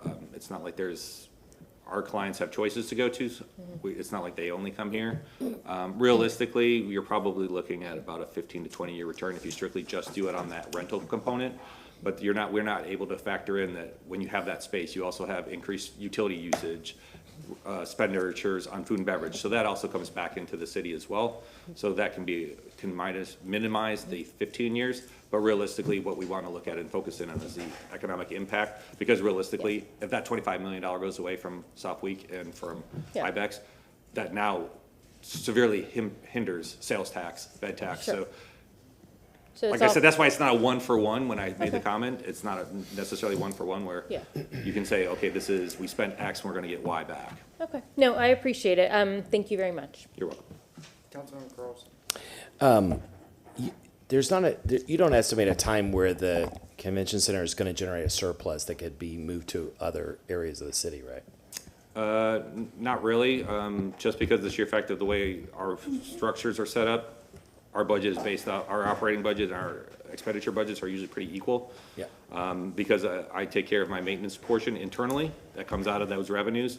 The only time we ask usually for general funding or anything above and beyond is when it comes to capital improvements, because it's something that I just can't afford to be able to pull out of. So, But I did have given money back, I will say that. Last year, we gave about $800,000 back to the city because we were able to manage our expenditures and get a little bit more on revenue. okay, cool. Thank you. Hopefully the next question will be softball, but the former Mayor Buckhorn the other day in the media said that we as the CRA board have been wasting money by investing in city-owned facilities, specifically said the nonprofits that support the city-owned facilities, and that we should be spending CRA and other money to subsidize developers because of the return on investment in the ad valorem taxes. Besides economic impact, which I went to graduate school to shoot holes in economic impact numbers, but besides economic impact, could you just philosophically explain why it's a good idea for a city to have a convention center, why a city should invest in a convention center? Why should the constituents care? Ultimately, even though whether we disagree or agree on the philosophical context of economic impact, having outside money come to the community is a far greater benefit than it is not. And one way to do that is we're not a natural draw. And when I say a natural draw, and I'm not trying to compare Tampa to Orlando, but Orlando had Disney, Universal. There's a natural draw for people to come in vacation and spend their money there. That's not necessarily something that we have traditionally here. Our friends over in Clearwater and St. Pete have a beach that people can go to. So one way to bring that in is having a convention center and bringing that outside business. And for us at the center, I look at it truly as I'm not here to make a profit. I'm not a developer trying to build a hotel. I'm here to make sure that the folks that are on Water Street that are in restaurants have people come to them and have jobs. That's the main point that I have for it. Have you all been able to, and this is a philosophical question, but have you all been able to track any companies that have come to conventions and then decided to invest in Tampa? Has it been used as an economic development tool at all? Honestly, I would say I would have to reach out to Visit Tampa Bay because they're the ones that actually keep track of that as part of. And you've only been in charge a couple of years anyway, correct. So you wouldn't have that long history. I will say there is past precedence in Orlando. IAPA, the International Amusement Park Association, left their Virginia headquarters to move to Orlando because the convention was in Orlando. So there is track record for certain industries that can move if you have that Yeah, and I think. community support. In case it wasn't clear, I think it's a good idea to have a convention center, and I think we should be competitive for the reasons you mentioned and more. And so I think it is a good investment, just like I think it's a good investment for us to use CRA money to invest in other city-owned facilities. One last question, which might be slightly tougher. Was it the convention center that asked for that red light at Greco Plaza? The Dick Greco Plaza? No, what I asked for The is. mobility department is trying to impose a red light at Greco Plaza, and the people in Harbor Island against it. By chance, was it the convention center that asked for that, or is it just the mobility The department? one that I supported and when I initially got here was the one at Water Street in Franklin, because that is a natural challenge for us when it comes to whether it's just the convention center or stuff at the Marriott that happens. That's a critical intersection for us. And from, I'll say a non-political standpoint, we'll do whatever is decided from both the community and from mobility. We're just trying to be good partners and make sure that our pedestrians are safe, our traffic is safe, and I don't get calls from everybody to sit there and say, Frank, the street is blocked up because traffic is horrible. There's a bridge, Sky Bridge, that goes over to the Embassy Suites, right? Do many people use that?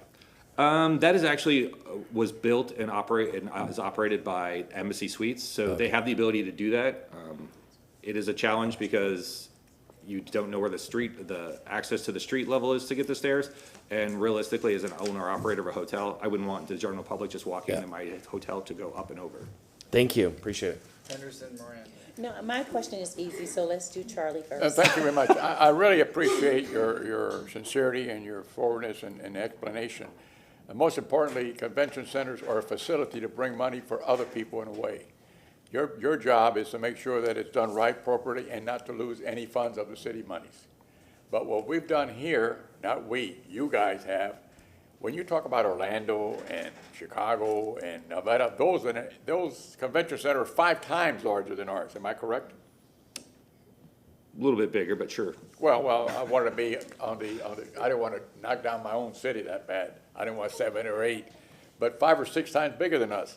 But we do what we do. We're a B convention center compared to what the size. They have different sizes, don't they? It's never letter by letter. It's all by tier. So tier 1, tier 2. So we're a tier 2 city. 2. And at 2, I would imagine that we're more than likely one of the most successful convention centers in the country. We are. We pull our own weight. And I don't know this. I never talked to you. I never talked to anyone. But when you can't get in and out of that place and you see people that are happy walking the streets of downtown Tampa and at night going to Ybor City and spend their money in convention center and walk around Water Street and walk all that and do the things that they have to do, that they want to do, it's a win-win for everyone. And I hate to say this, but other entities that go, well, without us, you can't do it. We are more than likely 1, 2 in the whole country in hotel occupancy. Am I correct, sort of? For occupancy rate, for the numbers that we have, we are usually in the top for our competitive set. Right, Yes. and that's because, in part, not all of it, because you're a convention center here, people come to have conventions, they gotta stay someplace, they don't, they rent hotel rooms, and they rent ballrooms, and they do all kind of things. And so therefore, you have done a great thing, not only for the city of Tampa, but for the whole region, including the sales tax that the state collects most of it for themselves. So we have done, when I say mean you, not me, and what you and your team has done is continue to better the convention center. You have to change every so many years. In the restaurant business, every 8 to 10 years, if you don't change the inside of it, people eat with their eyes. They taste with their mouth. But if you walk in and you see that same restaurant not changing, you say, what am I here for? It's immaculate, that's what you've done, and that place is immaculately cleaned. I don't know who does it, but they do a fantastic job. They do. I will share that with GFC. They do a great job. You can look down and see your face on the floor. Not mine, because I'm bald and it glare bothers me. But all these things are on your side, and what you've done, your team, and along with Visit Tampa Bay, I can't believe that we had conventions coming from all over the world. We don't have cigar makers anymore, so they can't even go see a cigar factory in operation. But what we have is an entity in the city of Tampa that's got different components that people come to see, and they love it. Zoo Tampa, the aquarium, they're both over 1 million persons the last 2 years in a row. That's never happened before, if I recall that. And when they were open, they were both struggling. and they're doing the best in enlarging the place, creating better things. You have to have an atmosphere for you to succeed, and your operation got to have a better atmosphere for them to succeed. And when you have a partnership like that, everybody gets a little piece of that dollar bill, and everybody's happy. Thank you very much for what you do. Thank you. I appreciate Charlie, how the do you support. spell cigar? Well, it depends if you're in Ybor City or in West Tampa. You see the cigar, and that's how you spell it, or you spell cigar. Okay. Councilmember Henry. Thank you, Chair. I knew somebody like you would bring it up, so I was prepared. That's right. Thank you for your presentation today. I just was curious, it just triggered in my head when you said the local stakeholder meeting. Exactly who does that involve, local stakeholders? Visit Tampa Bay, hoteliers, some of the developers for hotels, that component, so that there's, most of you know me, I'm very transparent, so I really can't hide behind it. What it really comes down to is we need additional hotel rooms. Yeah. And when it comes to an expansion, if we're asking for additional hotel space, we do need to take into consideration the fact that it's like there are other developers and see what their responses are, and if they're supporting of the expansion. At the moment, they're all for it because they know we're limited for both space and for hotel capacity. So that local stakeholder piece, at least from the feasibility study, we need to make sure the market is there. If we move to an expansion, then we'll involve more of the local community for potential design, location, things like that. I appreciate your response. Thank you. Can I ask? Just a quick question. If, as I recall, the Embassy Suites was built so that they could build a second tower on top of that. The second building, the second part of the building is You are only correct. like 5-story. So that there's a potential capacity there, right? And Correct. I know there were some renderings that speculated maybe putting a hotel on top of the convention center, but just across the street, there's space as well. For the private entity that owns the embassy, yes, they could, that was originally designed for it. From us, there's still a lack of room capacity from that building. You still would, realistically, for the community, we probably need anywhere from 800 to 1,000 additional room nights to be successful. Thank you very much. Thank you. Brandon Campbell. Mobility staff to explain why their downtown traffic plan is not being followed. No, I talked to Councilman Vieira. He said you were good on 68. Yes, I am. Thank you, if I may. Yeah. Yeah, no, like I said, we're good on that, and I really appreciate the work of staff on that for Pepin and Lisa Bunner, former Tampa police officer. Just great work. Thank you. Thank We you. really appreciate you. All right, the downtown traffic plan not being followed as alleged by downtown property owners. Yes, good afternoon, Council Brandon Campbell, Mobility Department. I have submitted a memo that explains in general what the process is for our downtown traffic control for special events. We do put forth a traffic control plan that TPD implements for special events, and then adjustments can be made on a case-by-case basis. So here to answer any questions you might have. Councilmember Carlson, this was your motion. Yeah, and I'm going to argue against the issue, not against you. So appreciate you coming up here before us. But the traffic in downtown is terrible. And I mentioned yesterday, it took me an hour to get from Gandy Boulevard to down Bayshore. But the crosstown, every other method was full to get to. It took me an hour to get from Gandy to Ybor City. And if there's even one event or more than one event downtown, it's completely jammed. And one of the reasons I've explained to other staff members is the turn lane, the right turn lane is blocked because the traffic plan is not followed. Even Vic said that if the police and everyone just followed the lights and the signaling and didn't let a constant stream of pedestrians, that it would clear it up. The problem is that because people cannot turn right there, the left lanes under the convention center are open, but because the people can't turn right, mostly to go to Harbor Island, it's backed up almost every day to Howard Avenue. And yesterday it was backed up. There's also a signaling problem on Bay to Bay, on Bayshore, but it's backed up almost all the way to Gandy yesterday.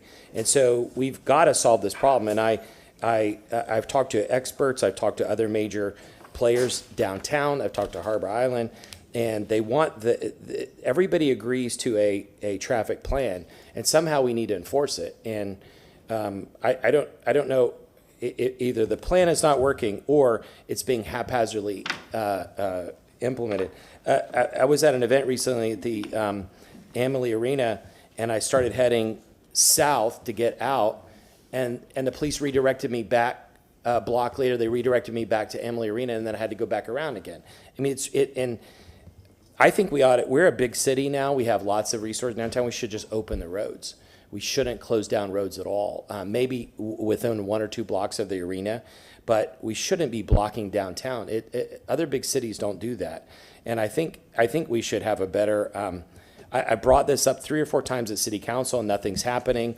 This is, like I said, several times I brought up, I've talked to the other stakeholders, big stakeholders in downtown. It's not because the Cumberland Garage was not built, because it was never planned to be built by now anyway. It's not because that precious signage program was not approved, because modern day events going back 10 years even, people pre-book their parking going to places like Amalie Arena. There should be very few people that are showing up at the convention center haphazardly looking for parking. What's happening is that because that signal there at Franklin Street is not controlled properly, and then the next one, what's the next street, Florida, whatever it is, because that one's not being controlled. People can't get in the Pamela Garage. They can't turn right to get on Harbor Island. This is a crisis in our community. And again, I'm not talking to you, I'm talking to the TV, because I hope that the chief of staff and the mayor will do something about this. We absolutely have to fix this problem. Every day I get the biggest complaint I get is potholes, but catching up quickly is traffic jams. People are completely stuck in traffic. And it's been like that forever on 275. Every time they expand 275, it gets filled up again. But now it's happening all throughout all of our arterial roads. And we've got to fix this somehow. And there's not system, we can't put in rail and buses right now because there's no money to do that. But what we can do is fix this traffic jam in downtown by not haphazardly shutting down the roads. And I'm not going to make any other motion on this right now, but I would just appeal the constituents you're watching I've started sending the emails to the chief of staff and the mayor. You've got to fix this. We've got major problems with mobility. We've got gridlock all over the city. We've got potholes all over the city, roads falling apart. And the mayor's office and the mobility department are spending time fighting us about a red light on Franklin Street. The Harbor Island people are going to have to spend hundreds of thousands of dollars hiring engineers and lawyers to fight the city over a red light we don't need, that everybody knows we don't need. And instead they should be fixing these problems. Tell the police who are there to operate the plan. Tell them not to shut down the road haphazardly. Go to New Suburb Beautiful. It's some of the worst roads I've seen anywhere in the city. It's ridiculous that this is happening like that. We've got to prioritize. Again, I would appeal to the chief of staff. Please step in. We've got to reorganize. You know, we have morale issues and staffing issues since we had those 2 ladies testify a couple weeks ago. I've had a flood of current former employees. We know that like 12 of the senior managers of the mobility department have left because they're unhappy with the way things are being run. The community is unhappy with the way things are run. When is the mayor going to change something on this? The public is fed up. We need to fix it. Again, that's not directed at you.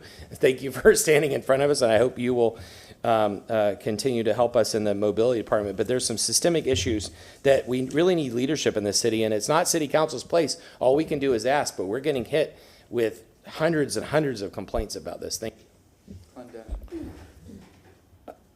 You make it difficult to follow, because I was going to go, I agree with the bill 100%, and then you pivoted.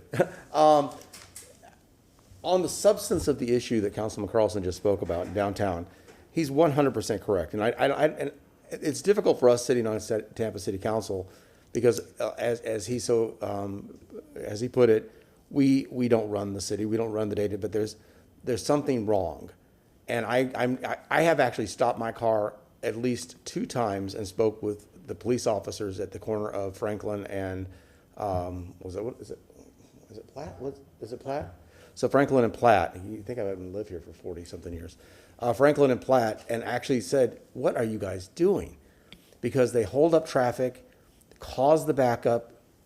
Again, if they crowd people, let them go on the lights, things would move, but they don't, and it's problematic. On top of that, coming off the crosstown at Morgan, They force people to make the right turn northbound, putting them back into the downtown Tampa traffic, compounding the problem instead of letting traffic go on the one-way street straight ahead.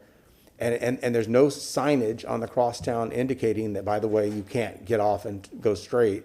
They force you into downtown, which ends up backing up Kennedy, backing up all these cross streets. I don't know what the heck is going on, and is this a Tampa PD issue? Is it a mobility issue? But there's some level of incompetence here that is just absolutely driving me crazy when I witness it every single day. Because I'm just like Councilman Carlson. I'm same thing. And again, where is that coming from? Is it coming from mobility? Is it coming from Tampa PD? So we work with TP in concert on the traffic control plan. And speaking directly to the issue of the ramp onto Burrell-Reen, historically that through movement has been closed off.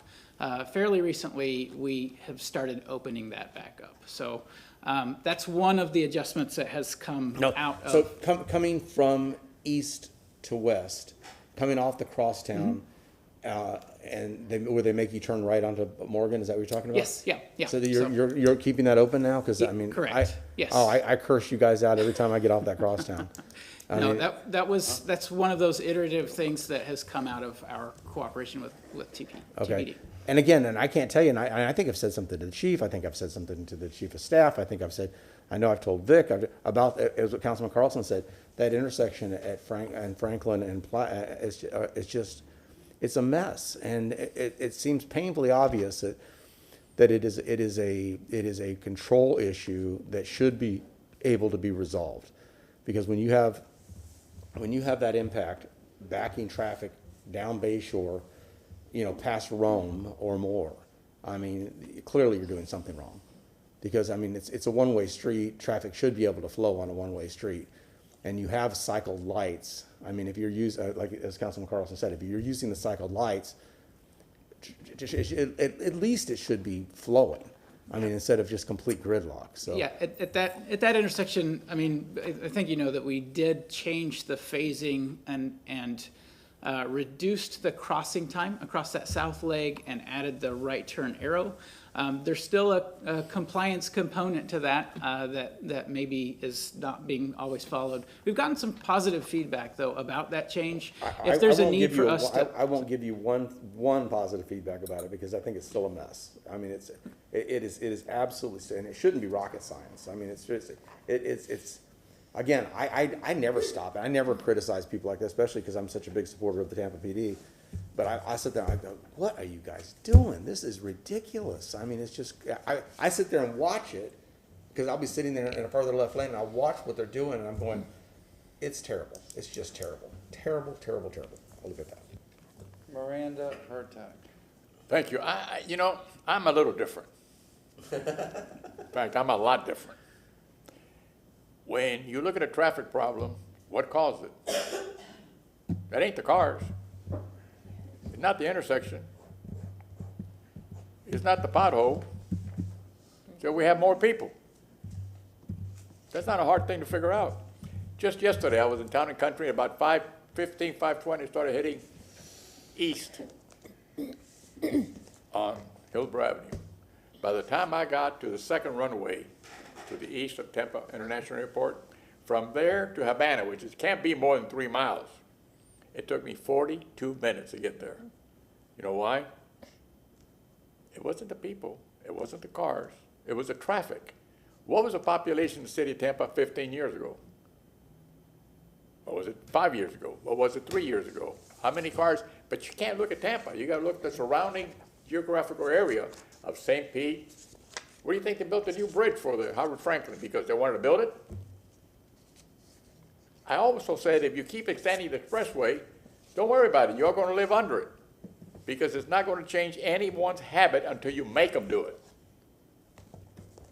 And that's the problem we have. It's not the cars, it's the people that have come in to Pasco County, to Pinellas County, to Bradenton, to Sarasota. All of that area moves around every day on a daily basis. And when it gets here, on top of that, then you have, and I hate to talk, the schools are now, when I was in school, you went on a bicycle or you walked. Now everybody drives to school. The parents rep off the little kids, and I understand all that, but you're talking about that we're talking about, the West Shore and all that. You go to Julia and West Shore, and you see what happens there in the morning and the afternoon when one of the nicest female schools in the country lets out. You can't get in and you can't get out. You do the same thing on Osborne and Armenia. You do the same thing on Hines, the other school.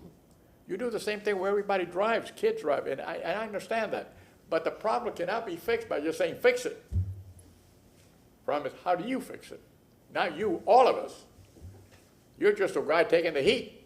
And I hate to tell you, you lost 4 inches since you started talking. but I want to make sure that we understand it's our problem, not your problem. It's everybody's problem in the city of Tampa.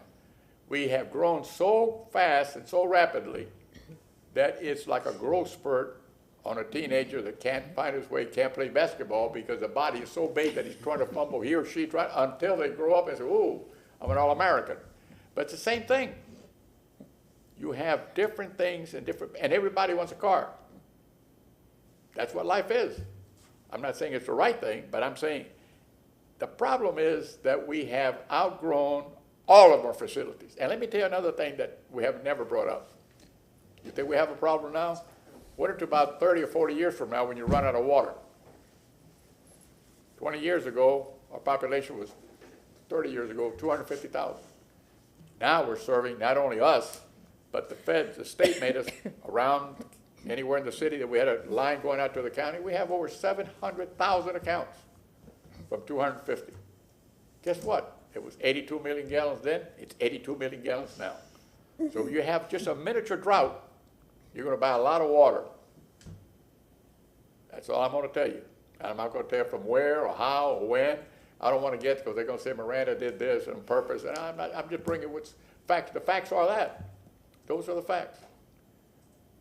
You want to solve a traffic problem? Take 40% of the cars off. That's the increase you've had. And you'll solve the problem. But you ain't going to live long because everybody wants to drive their car. And I understand that. So you facilitating it the best you can. We got equipment that is not lasered anywhere. That 2 cars are in, and it waits a minute until it gets 5 cars, then it turns you. We don't have none of that equipment that I know of. I know it's been talked about. Maybe it's put in one area, I think. But those things are needed, and those things are expensive because they're all electronic gizmo, and everybody invents something new and becomes multimillionaires, and that's what America's all about. So I'll take the pause sign and stop now. Thank you very much let me speak, Mr. Chairman. Thank you. Councilmember Hurtak. Thank you. I mean, the problem is cars, and I disagree. Not everyone wants a car. If I could get rid of my car tomorrow, I would. I kind of do, because now I just take the bus everywhere and hop on a bike. But the question I have for you is there a time that we could just simply try not putting the barriers up? Is there like one weekend where we could just go, let's give it a try? Second. No, I mean, I'm seriously asking, because that's what everyone's saying. Is there a way we could just try it, and then if we're wrong, we own up and go, we just had to give it a try? I think I'd have to talk to TPD about their feelings about that. I mean, we've worked to try to reduce the amount of product that's put out. But again, I don't want to speak on behalf of those implementing and enforcing it as well. Okay, well then maybe that's something that we need to have next time, is to have mobility and TPD come in, because I just think that just once, let's just give it a 1 week or 3 days, something like that, just to say, okay, just prove us wrong. Because it sounds like when you have put some things back that have worked, again, I would love to hear what TPD has to say about that. Because if it's not just y'all, then curious what they would have to say. See, what I do to avoid the traffic congestion is I just walk down to Amalie Arena, or I walk to the convention center, or I take the streetcar into Ybor, and I don't sit in traffic because, that's me. So I wanted to reference Ms. Miranda about taking cars off the street. I think for those of us that serve on TPO, they'll tell you it's a prioritization issue. We had support from people that are not representatives of the city of Tampa vote to spend $500 million to add one lane of traffic between Hillsborough and Bears. One lane of $500 million. Do you know how many cars we could take off the roads in the city of Tampa for $500 million with other mixed modal transportation systems? $500 million. And that's part of the problem is we serve with folks that are beholden to an old model of moving people around instead of looking at new opportunities. I'm proud to say that every single elected representative from the commissioners of Harry Cohen and Pat Kemp at the time, and the three of us that served on TPO, we stood against that. And Commissioner Gwen Myers as well. We all voted against it, but unfortunately, the folks from the non-elected people and some the folks on the county commission voted in favor of it. And again, it's a prioritization issue. And I'm sorry, I know you're standing there taking all this heat, and I feel so sorry for you because most of this stuff has nothing to concern you, but it's my moment to pontificate about that. When all of these things, as elected representatives, we try to balance out the greatest amount of good for the greatest amount of people. What could the city, am I absolutely opposed to putting an extra lane of traffic? No, but we have to balance out. Give me $500 million. Where on my priority list would one lane of traffic be with given $500 million? Way down on the bottom of that list. I would have fulfilled 30 other things before I spent $500 million to add one damn lane of traffic onto I-275 between Hillsborough and Bears. And those people that voted for that should be ashamed of themselves. And it's just an indication of the lack of respect and the lack of understanding of how we move people within the city of Tampa. More? Yes, sir. Yeah, just one last thing. I know the head of the department's on vacation and well-deserved. But, he has a boss, and the head of public works should be here. And I didn't specifically invite TPD, and I have the greatest respect for our police officers, but they need to be given direction by somebody because the plan that's there is just not working. And I don't understand why the head of public works isn't here. I don't understand why the head of public works isn't fixing this problem. Why is it that I have to go to the chief of staff and the mayor to get them to fix this department? I'm to the point where I'm going to stop voting for any new funding for any projects for mobility until somebody fixes the problem in mobility. This is a huge systemic issue. We've got to apparently start making some big decisions to get movement here. The public is not happy at all, and we have got to fix this. Again, it's not your issue, but just in general, the mayor and the chief of staff have got to step up. Stop fighting us. Stop fighting neighborhoods on something like a red light, and start demanding that a better traffic plan be managed. Take out these barriers for a couple weeks. Big cities don't do this. We're acting like a small town in the way we're managing it. Thank you very much. Thank you very much. Our last item on the agenda is Abby Feely. Two. What's the other one? No, it's taken care of. Be gone. Yeah. Yeah. For your birthday. All right. Yes, Miss Feely, go ahead.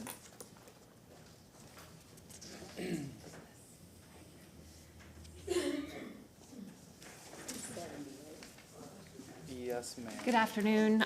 Council Abby Feely, Administrator for Development and Economic Opportunity. I'm here with the monthly update on the Land Development Code update, and I'm excited to announce that the public assessment of the code went out on February 12th. And what I've provided for you today is a quick handout that has the themes of that assessment. What the assessment does is it looked at how our code was working and how our code was not working. And then it also developed a roadmap for how the update is going to go. And that is the project themes that are contained on the handout. So that will serve as the roadmap for how we are moving forward. Can you put that on the? Sure. Yeah. The elk? No, it's Wolf vision. Wolf, sorry. The wolf vision. We're elk. So each month they come to you, I give you a little bit of an update of where we are, what's going on. The advisory team did meet on the assessment. They had 2 separate meetings. I know that Councilwoman Hurtak was present for both of those, where they provided feedback. And our consultant team did make some modifications before the assessment then became a public document. So that is out now on the Tampa Forward website. In addition to that, there is a survey instrument out there that goes theme by theme to ask the public for their feedback. We are now working on getting ready for the next public meeting, which will be March 3rd at the Hannah City Center, and it will be from 7 to 8:30. Clarion will be presenting. If you remember at my monthly update, I think last month I had asked, we had hoped that the public meeting was going to be February 3rd, and then a presentation to council with Clarion on February 6th. However, the advisory team did have an extra meeting, and that pushed us back a little bit in terms of that in order to allow them to have a full discussion on the assessment. So March 3rd will be the public meeting at Hannah, and March 6th, Clarion will be coming before City Council to make a brief 15 to 20-minute presentation to bring you into the discussion of where we are on this contract and the code update and what the next steps are. So the next steps, and on the back of that handout I gave you, there is a timeline, and it shows you we're here. We have a number of public touch points during this project. And in addition to that, we have been updating the website. We now do a monthly announcement on the website. This month, I'm there doing a quick video asking for people to come out to the meeting, telling them what the assessment is about. So the next step will be the code update, and that will come in 3 different installments. And because as you all know, our land development code is quite large. And in this streamlining and reorganization, it'll come in 3 installments. And each of those installments will go to the advisory team and then go to the public in the same format that we're doing with the assessment as well. So all of this information is now up on the Tampa Forward page as well. And we are moving forward, which is really exciting.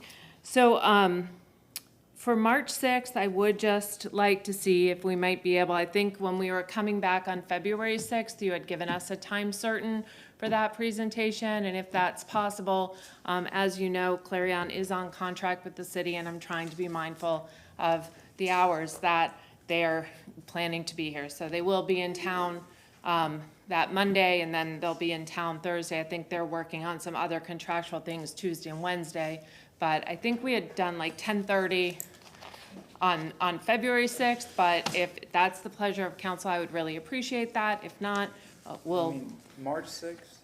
March 6th. So March 6th, like right after public comment? That would be great, kind of like. Okay. Is that good with council? Yeah, All yeah. right, we Second. have a motion then for Clarion to be available right after public comment on March 6th, which is a regular meeting. Do we have a second? What about, she was suggesting a time certain, like 10:30? Take a look at your calendars, please, for that day. I'm Yeah. sorry. If you have a review here at 10:30, and you also have ordinances scheduled for second reading. Yes, Do you- but, so- but it's already on here. It's the last thing under staff reports. We're just asking it to be moved Oh, up. certainly, yeah, Yeah, I'm it's just saying, already I'm just saying that frankly, I would think, I don't know whether you want to, if you're gonna set it for 10:30, you have a conflict with the review hearing, which would go first? Would you hold this for the review hearing, or would you do the review hearing after this one? I just Well, want to we be didn't clear. put a time certain. We said after public comment. And that makes sense. to Yeah, me. and then, Yeah. so we would take Clarion first, and then we would go to the review hearing. Yeah, How long do you think they would need to present? she said 15 to 20 minutes. 15, Yeah. yes. So let's do that. I mean, if, the review hearing, if it's, a little bit after the fact, then, because they charge as they wait, don't they go by the hour or whatever, so. Yeah. So can we, because I imagine the public may want to comment on this, is there any motivation to do this prior to public comment, so for cost effectiveness, and also give the public an Sure. opportunity to talk about it? The only thing then, we already have 3 presentations, So there so you we go. would have to ask one of those presentations to be moved. We have Police Officer Month, Firefighter of the Quarter, and then the Purchasing Department celebrating Purchasing Month. Can we move purchasing? It's Councilman Miranda's motion. Do I know? Can we move do you move it to another date completely? Right. The next meeting. So Yeah, then- we can move that, Let me see. To what the 27th, we have room on the 27th. Yeah, all right, so if at, new business, do you want to make the yeah, motion now? yeah, well, just read it for me. I don't have it in front of me, but. So a motion to Here, I'll do it. reschedule the purchasing department purchasing month commendation from March 6th at 9 a.m. to March 27th at 9 a.m. That's fine with me, and also, I guess we're send an email to them that we've done that. Okay, all right, that would be your motion then? And then do you have a second? Second. Councilmember Hurtak, all in favor? Aye. All right, so that opens that up. And- Thank Again, now, could we have that motion again?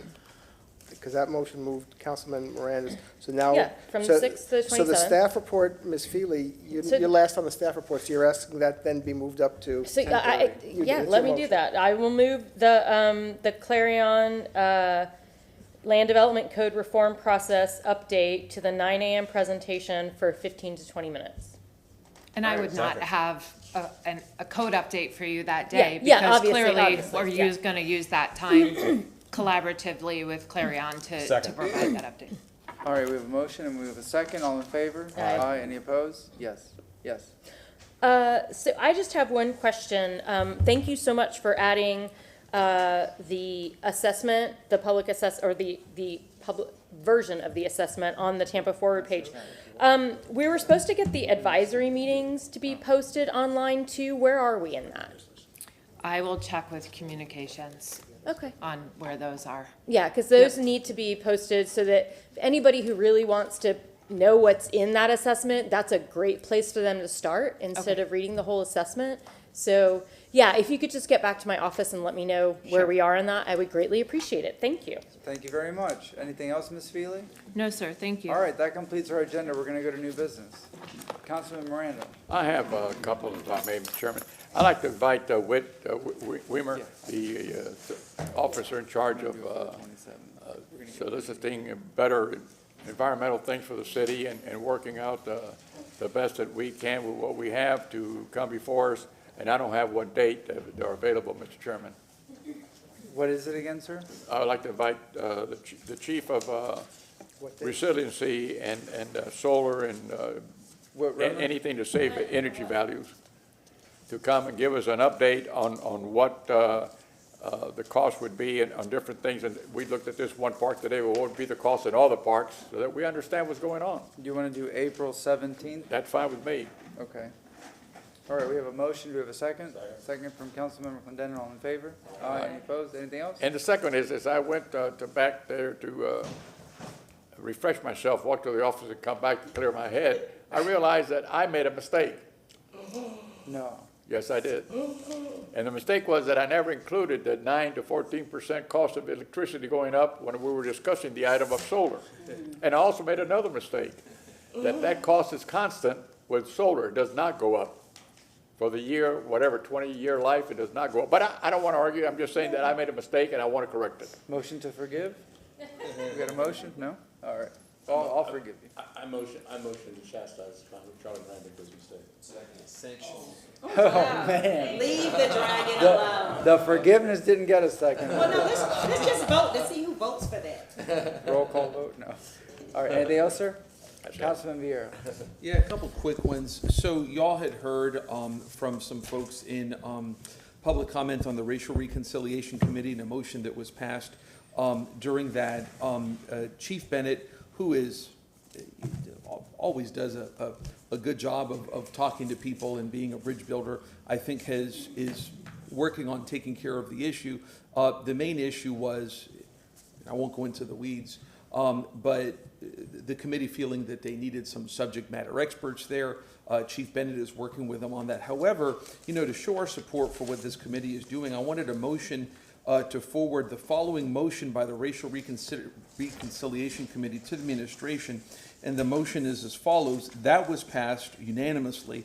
For the City of Tampa Racial Reconciliation Committee meetings going forward, we request that a subject matter expert in each of the policy areas completes an analysis worksheet that corresponds to that policy area, provides it to the committee chair and Angela Christ 14 days prior to the meeting and that addresses that policy area and attends that corresponding meeting. So that's the motion that they passed. I just in support of what they're doing.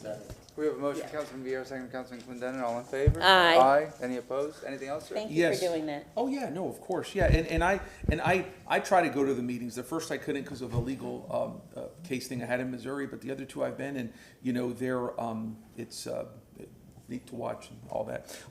Another one that I had a couple quick ones, a commendation to be given off premises to Falero Ramos, that's Falero.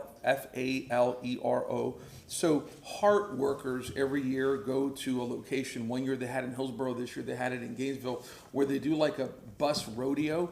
And this year the heart workers, Falero, came in first, which is a big deal. Yeah, So that's cool. I'm inviting, yeah, it's really cool. It's like a monster truck thing, but not really. So I liked it. So I wanted to give them that off premises, if I may. All right, we have a motion, we have a second from Councilmember Hurtak, all in favor? Aye. Any opposed?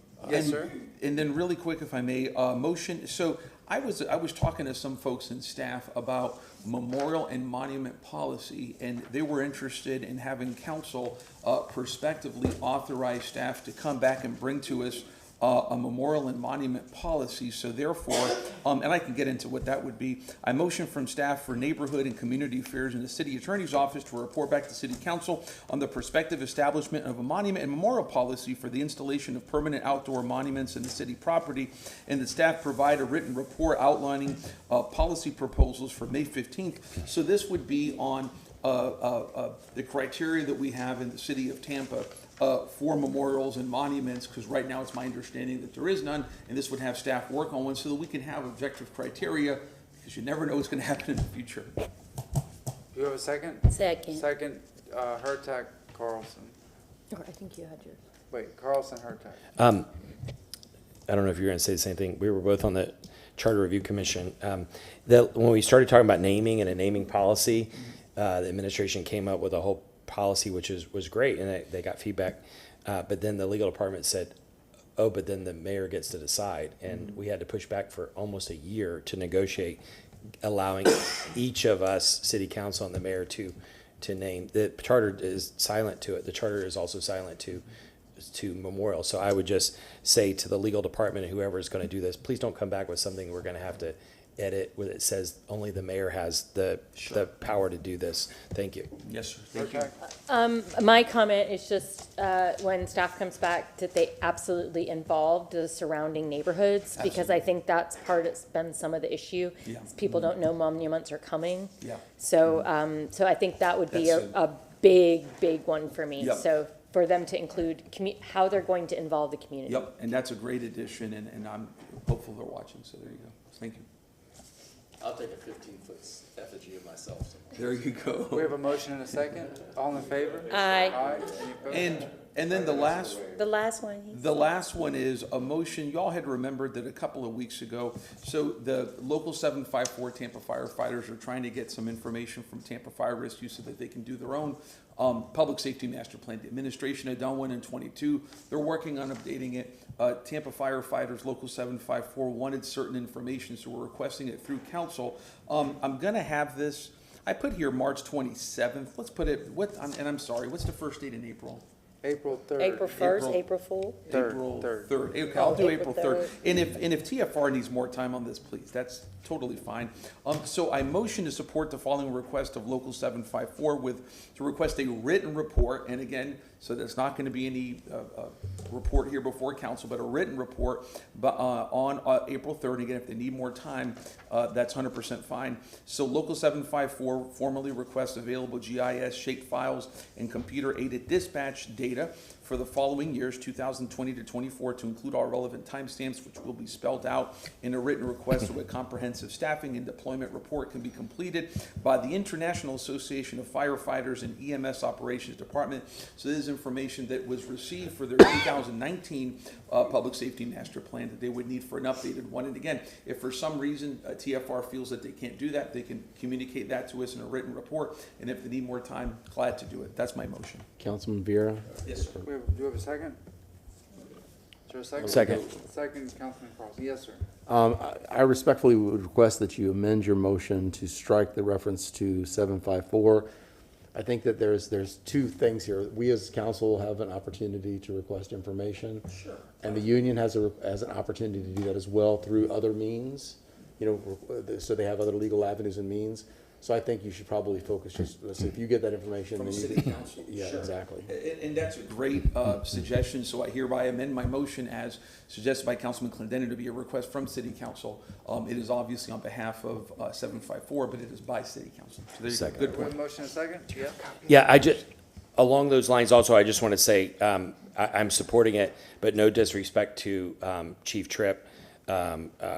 She's working hard to try to work with all of her constituents and the limited budget and resources she has, and having another group have access to the data so they can give their opinions, I look at as just an additional resource, nothing disrespectful to Chief. And if I may, Yes. Chairman. Yeah, so, and on that, and I'm glad you mentioned that, Councilman Carlson, which is, it's funny because the things that Chief Tripp wants, the firefighter union wants, and without getting into conversations, the first thing she did when she got in here was push for Station 25. And now there's Station 24 in fleet maintenance. We voted on something on that today, which is great. So, I mean, those are the two biggest projects, and Chief Tripp and Local 754, are again, won't say much, but they're pushing for them. So, and again, this is on feasibility. If it can't be done, let us know. That's it. Councilman, if I can, Yes, yes. if you could just get that language in that motion to the clerk, that would be Yeah, I great. will, Thank you. absolutely. We have a motion and a second. All in favor? Aye. Any opposed? And that's it. Thank you, Council. Yes, ma'am. Thank you, Chair. I want to make a motion to remove the requested written staff report for the June 26 on high-rise structures in Bayshore Boulevard. I have already done my due diligence on my own, and it's not necessary to have that. Second. We have a motion from Councilmember Henderson, second from Councilmember Clendenin. All in favor? What's the motion? I didn't understand it. My motion was for staff to provide a written report on the historical data, zoning, and map of high-rises of Bayshore Boulevard, 5 stories or taller. So you And just- I don't want it anymore. You don't want the report, okay. Informational, yeah. Yeah. All right, we have a motion and a second. All in favor? Aye. Any opposed? Anything else? Ma'am? That, this is, personal. Ariel Amira Danley, if you are watching from Washington DC, I just want to wish you a happy 35th birthday for the first time publicly. And I look forward to seeing you this weekend. Is today her Happy birthday? birthday. She's 35 Today? in the One Club. Today? She'll be 35 on February 21st at 10:51 a.m. 10:51. 8 pounds, 6 ounces, 24 inches Oh, long. my goodness. Congratulations, Mom. Thank you. And you'll share pictures of her being later on? Yeah. We're going to be in Denver, There you so. go. Thank you. Chairman Maniscalco. Thank you very much. I'd like to make a motion regarding the Equal Business Opportunity Advisory Council. It's been inactive since COVID-19, and as a result, all the terms of the membership have expired. We have 29 applications from eligible candidates for the 7 available positions. So, because we have so many people, I'd like to make a motion, and you tell me yes or no, for March 6th, or we can do March 27th. I know March 6th is very busy, but we schedule interviews with the applicants. Once an interview date is set, we'll have the uploaded individual applications for each candidate and on base for our review. They're both busy. Both busy. What do you think? Are those the only 2 dates? Well, those are the 2 dates that, the sooner the better. And again, these, I mean, it's been inactive since 2020, so. the interviews are gonna take place in person, here in chambers. And council, I'm sorry, you're also going to have applications to review. Yeah, I have a question. May I then look at a later date, like April 17th? Yes, yes, ma'am. But can I ask, is there, I mean, I know that there are specific positions Yeah. that each person Yeah. fills. I was wondering if you could just send us the applications. Narrow it down. Yeah, because, I mean, there are some, I mean, sitting on the VRB, we never got a tree See. person. See, we had. Oh, okay, so we have a it, chart. Was sent out to. okay. They can't, the Oh, public okay, I can't guess hear I didn't you. look at it. Yeah. Sorry. Go up to the- Was that today? No, this is probably about a week and a half. Oh, gosh, okay. I missed it too. It too, huh? It was a discussion under new business, Yeah. and the memo went out. So, Because, so how many interviews do we really need to do then? How many people show up?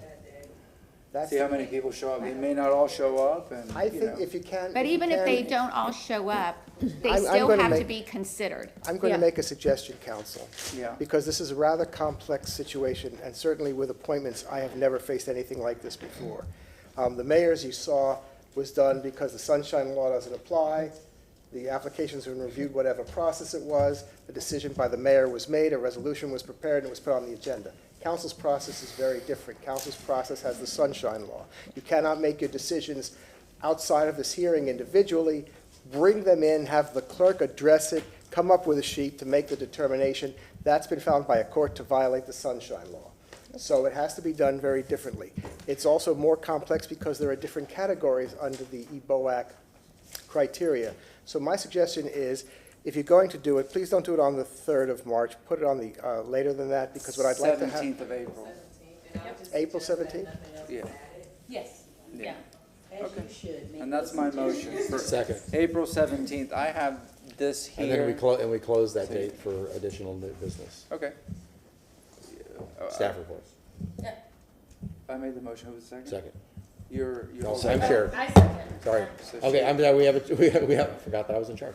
We have a motion from Chairman Maniscalco, a second from Councilwoman Hurtak. All those in favor say aye. Opposed? Ayes have it. Thank you very much. That's it? Yep. Okay. You have anything? I Yes. do. You know, I wanted to emphasize what something Councilman Vera said, is that the irony is that when you take the label off of the badges, they were all firefighters, whether they're management or whether they're, you know, they're sitting in the trucks, they're all the same people. So it's always ironic, this artificial divide that happens between labor and management. As we have all but probably been exhausted with the issue of garage widths, I kind of reached my wit's end. So I sat down and y'all should have a copy of this. So I'm going to make a motion for staff to review. I wrote the language so we don't have a timing issue, so they just have to review it to make sure that I did it right. I motion for staff to review the following proposed changes to Tampa Municipal Code prior to the City Council meeting on March 6, 2025. Add residential garages with 2 or more walls to meet the requirement set forth in section 27-283.7, the number of off-street parking spaces. Parking table 1, table of required parking spaces. Section 27-283.12, off-street parking spaces standards. A, regular car off-street parking garage layout, and a new parking table 3, the dimension in feet of garage width perpendicular to garage door, and then there'd have to be a diagram driven. A, of perpendicular parking 20 feet, so the garage width would be 20 feet. Garage length, back wall to garage door, 24 feet. Delete the reference to tandem parking, which is,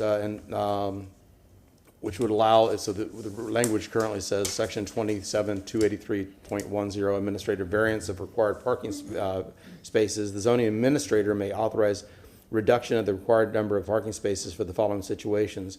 3, tandem parking when used for single-family detached or single-family attached designs. Add that when tandem parking is allowed, tandem parking shall be considered one parking space as required in section 27-283.7, number of off-street parking spaces, parking table 1, table of required spaces. And the reason for the deletion of tandem is that I think part of the, at least for me, part of the issue with these garage widths and also the tandem parking is, in practice, what happens when you have undersized garages or you have this tandem, people end up parking across the sidewalks, across bike lanes, blocking, you know, our mobility infrastructure, because that's the reality of human behavior. Is, you know, that's so when you have that, you know, they're not parking like that. They're coming out of the garage. They're parking wherever they're going to park. So that's the justification. I'm going to make. So I've given this. Abby had an advanced copy of it. This is the language that, again, it's turnkey language, hopefully, so it's all copacetic.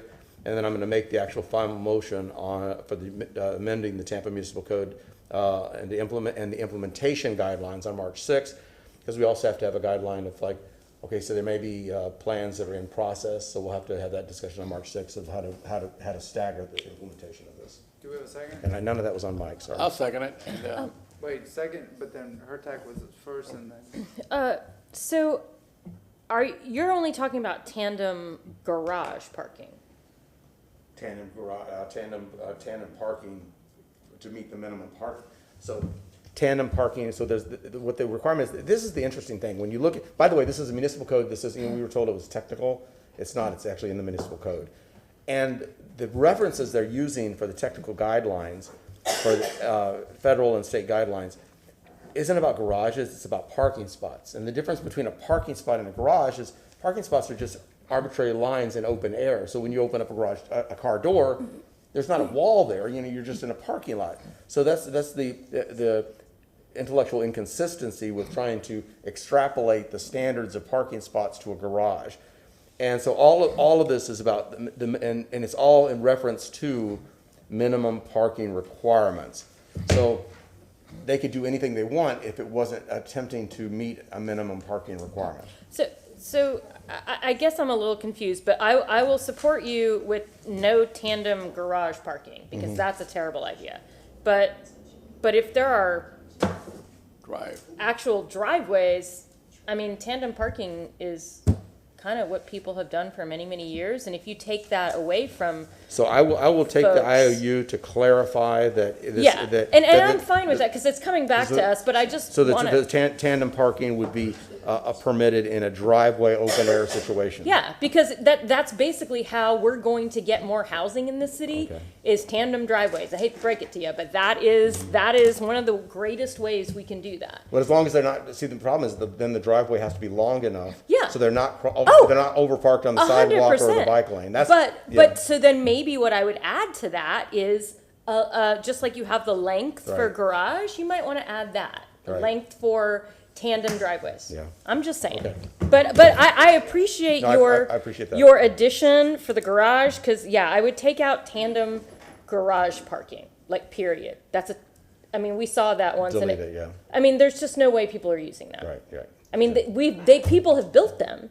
Oh, yeah, right in Channel Side, there's a Yeah, complex but of them. so hopefully we can improve that. Okay, Yes. length of driveway. Councilman Miranda. I appreciate it, and I'm not against that at all. However, that then, my mind went back to how we treat everything differently.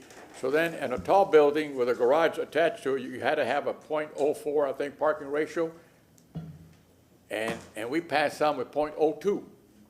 So I don't understand the difference between reduction in a tall building, because they have friends too that want to come in and visit. And I remember the specific one that came to my mind, and thank you for waking me up mentally. That's the one on North Boulevard and Cleveland. There should be a bank right there, and the bank is still closed. Not a thing has happened in the last. The one that That's what University of Tampa, that they came and complained, the president came and everybody else. So that has nothing to do with parking, but they haven't done anything, nothing at all. So I just want to make sure that we know that if we do for one, maybe we want to look at the other one. Well, I mean, again. I'm not saying I'm against it, Yeah, I'm for it. but I mean, I No. understand what you're saying about it. You know how This- much money you're gonna save the people from going to get the doors scratched and fixed and everything else at the There you body go. shop? There you go. We have a motion and a second. All in favor? Aye. Any Counsel- opposed? Yes, ma'am. Hi, Abby Feely. If I can ask, so everything for March 6th is due next Tuesday. That includes the large-scale sign report and a bunch of other things. And given the conversation that's just happened on the dais concerning this matter, we did just bring you a set of text amendments that this could have rolled into at that time. But it sounds like there needs to be a workshop, and also No. Y'all have had this issue for, I don't even know how long I've sat on city council, and y'all have sat on your butts and not done a damn thing about it.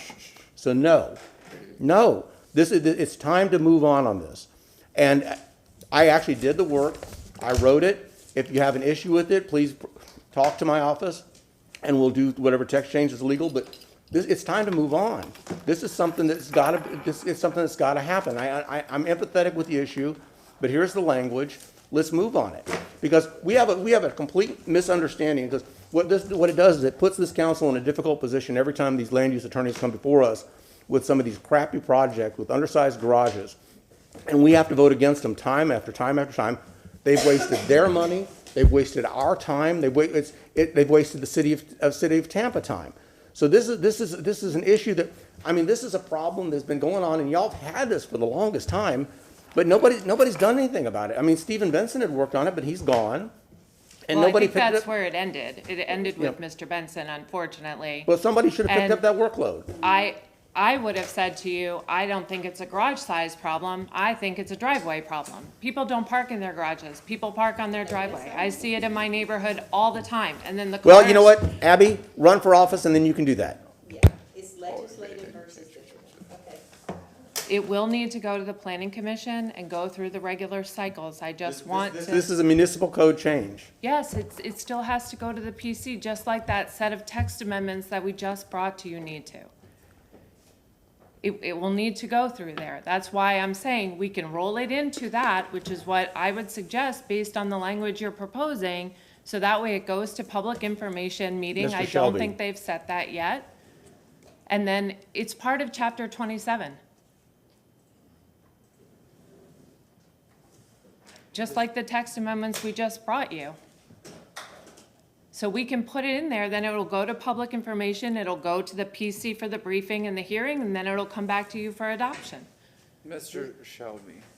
Councilman Clendenin, may I make a suggestion? Yes, sir. Inquire of Ms. Feely how long it would take to come back to give you what you're asking for in this motion, which is to look at the language and then to review it, and to, if they have comments on the proposed changes, specifically what you're requesting, have it come back on the date, see how long she needs, and then from there you could determine what your options are with regard to how you move forward.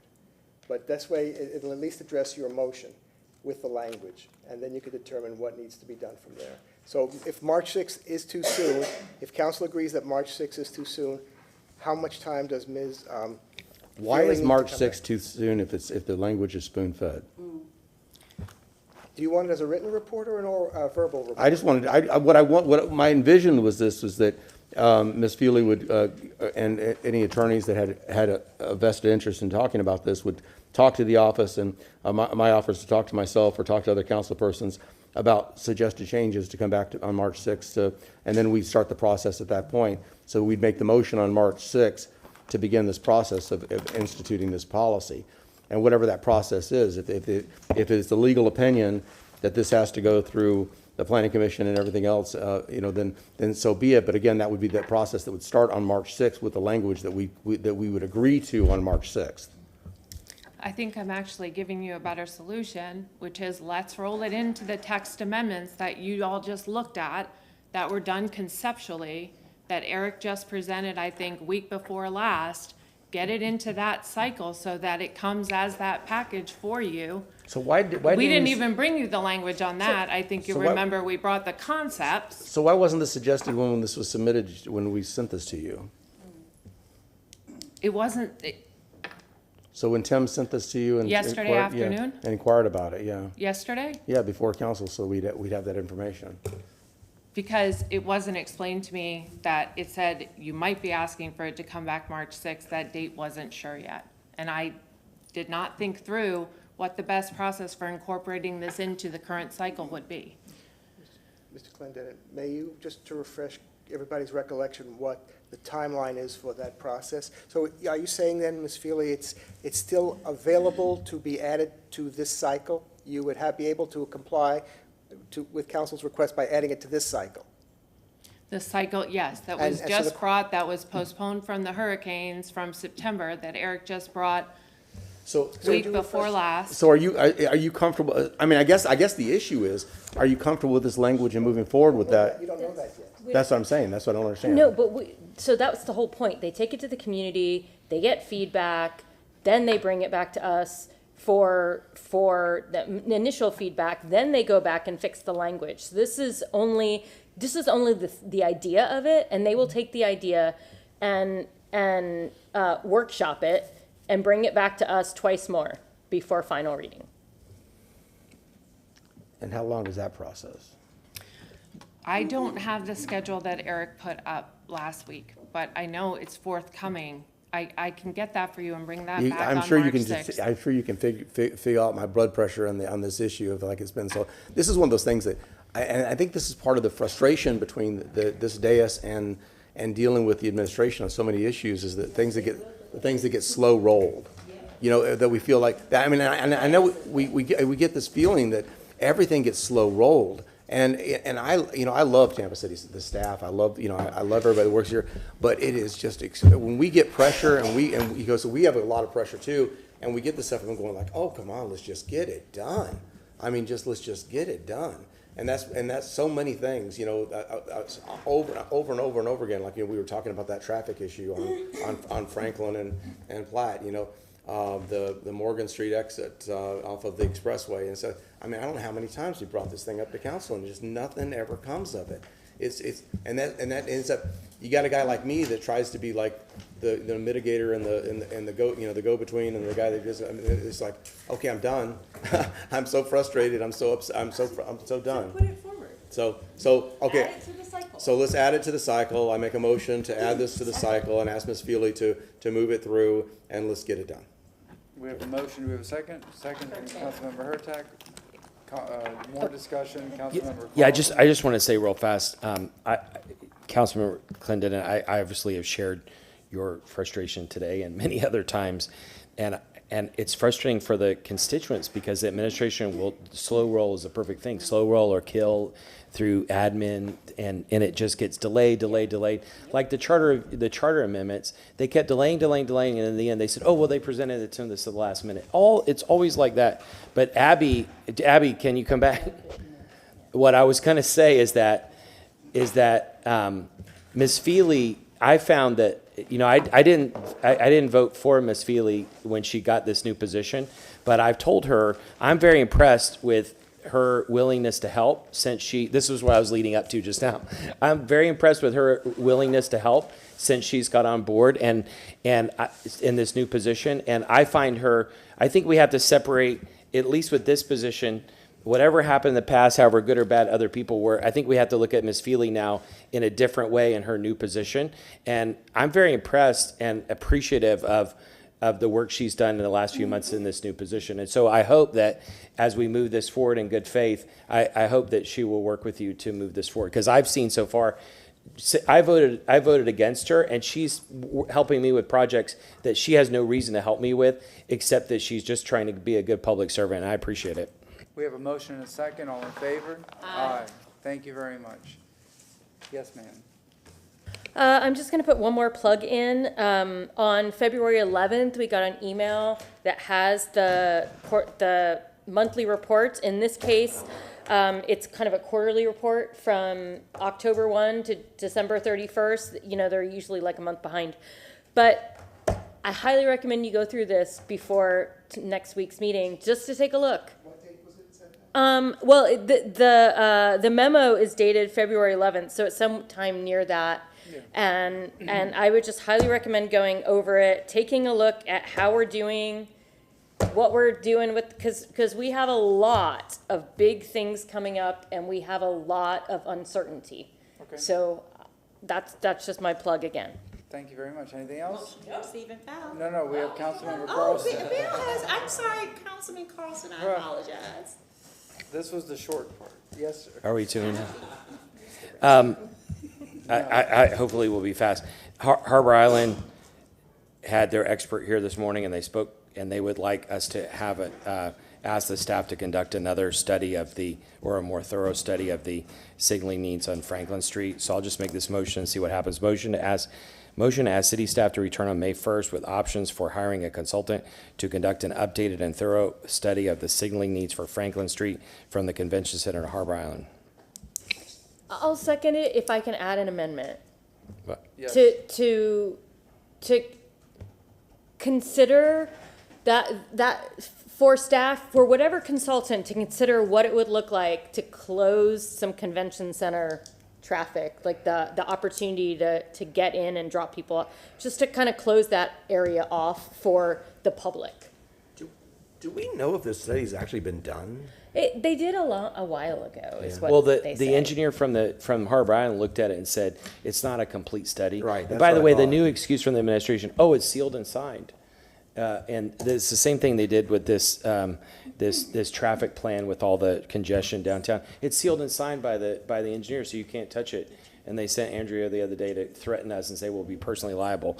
Well, we can get engineers that will seal and sign something that disagrees with the engineers they have.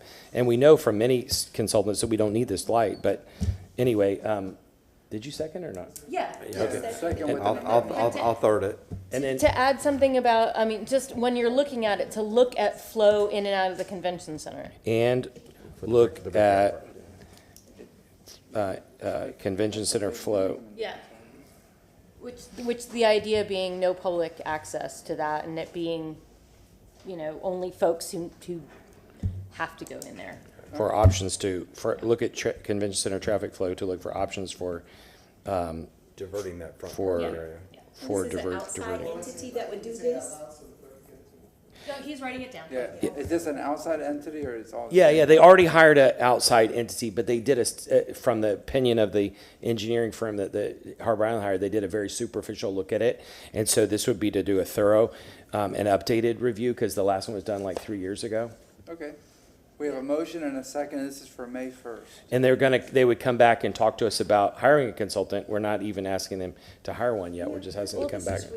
Yeah, but then why not come back a little bit sooner if all they're doing is talking about it? Because you guys would tell me the agenda's full. If there's a date that we can come back sooner, I would. I would just say, if all we're doing is talking about it, we need to get it going. So April 17th, we had a pretty open, are we still open? Oh, is that the date we just closed? Then what about April 6th? Oh, I'm sorry, the 3rd. Yeah, I was we gonna say, we're we meeting have on my 5. birthday. Oh, we did? Oh, okay, well Nobody's then, never scheduled on mind. May 1st, so I Then May picked that. 1st it May is. 1st it is. I All right. tried. We have a motion and a second. All in favor? Aye. Any Yeah, opposed? because this issue is now coming inside Black English Bookstore, and that's very interesting to me. Yep. Customers want to talk about, the Harbor Island customers want to talk about Huh. There you go. at Black Bookstore. Well, as long as it's getting business, right? I'm the bookseller today, not the councilwoman. You should sell traffic. Mr. Carlson, a question for you in terms of the timeline that transportation has for this traffic light. I just don't want it to be too late if it's going to be any action taken on that traffic light by the administration. Wait, what day did we put it on? May 1st. Yeah, Oh, it's so still May 1st. So the question is, does it include a request that the administration,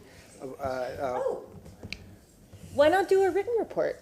That way we could get it we could get it by April 6th if you did a written report.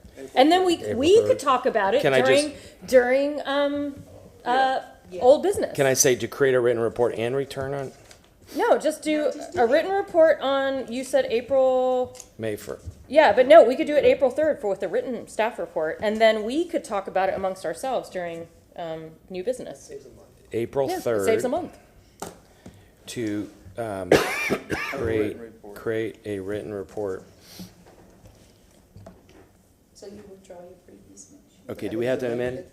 Or amend? Just amend it. Amend it, motion to amend. For April 3rd. We have a motion and a second. For April 3rd and written. Yes, Yeah. of course. Yeah. All in favor? Aye. Any opposed? Last thing, I'm gonna sound like a broken record on this, but, we need.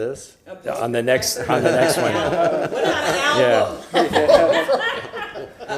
What is it called when it's an entire like 5 or 6? Yeah, 2 LPs. South, Yeah, that's it. okay, give me 30 seconds. South Howard flood relief.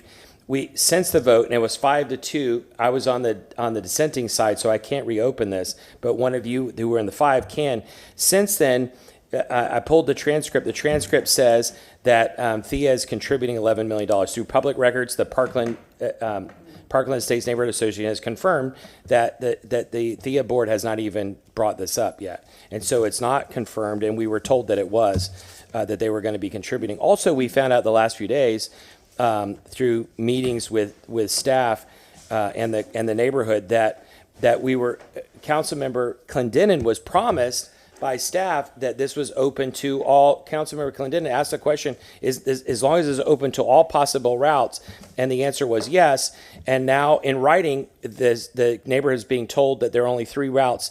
The businesses did their own study that they paid for. They showed 5 possible routes to the staff. The first route, the staff rejected because it had already been done and they didn't want to do a more thorough analysis. The 4 others they rejected because they were new and they didn't want to do the analysis. They're bound and determined to build something down Howard Avenue, which we know is not going to work. But you all voted under the premise of these and many other things that were not true. Also, in the testimony, when I asked, will the neighborhood be protected over the next 4 years while this is being built, the answer was no. And then I said, will it be protected in a major storm like Milton after 4 years? And the answer was no. If it's not going to help in the next 4 years, what people are already renovating their homes, it's not going to help after 4 years in a hurricane. Why would we approve this? Why would we not reopen it? Also, public record that's been pulled by the neighborhood confirms now what we suspected, which is the administration stirred up trouble in the neighborhood. That's why only this neighborhood has conflict, because they stirred up trouble. They were, among other things, they were coaching the leader of this group in how to talk to the media to argue in favor of this. And so it's in public records from the neighborhood. Talk to the Parkland Estates Neighborhood Association. So it's $65 million plus interest, which is $130 million. We could use a portion of that money to do all the short-term maintenance in Palmacia Pines and Parkland Estates and prevent flooding almost immediately, and we could use the rest of it to prevent flooding in other parts of the city. So I hope that one of you will reopen that at some point so we can reconsider and cancel it. Thank you. Okay, I'm trying to figure out a way for us to get this information so that we can read it for ourselves and then come back and talk about it under old business at another time, because that's really what it is at this point. If there's a way that, I don't know, Mr. Shelby, what would be the legal way for them to do it? Would it be the public putting together so maybe it would be the Parkland Estates people or the Howard Avenue business people putting together a memo that they could send to all 7 of us so we could read about it. And that's what I would like to do, because with the public records. Yes, with all the information. And the documentation that supports the assertions that have been made. I would like to read that in a cohesive document. Yeah, so would I. So if that is a possibility, and then we could talk about it during old business, but that's really that's where I would begin personally, right? Right. So they pay their own consultants. These communities of pay. Anyway, never mind. And I guess, Mr. Carlson, was there a charge for the Yes, public I know. records I as shouldn't well? have asked that. It was No. rhetorical.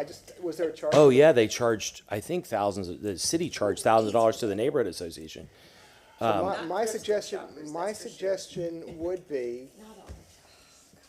My suggestion would be then to make that request of, it's Mr. Carlson, this is your district, is that correct?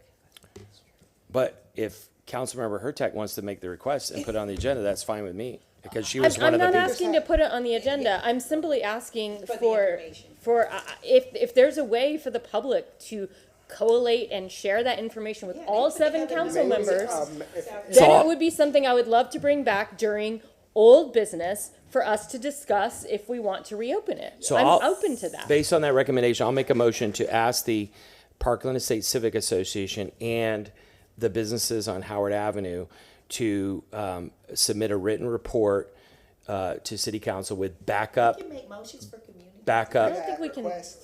We can request. Okay, request. With backup documents. Yeah. To show how why we should revisit this and cancel the contract. Yes, I agree with the request. We have a motion and a second, and Councilmember Condon. I don't know what is with the microphone. I'm gonna read the encyclopedia now.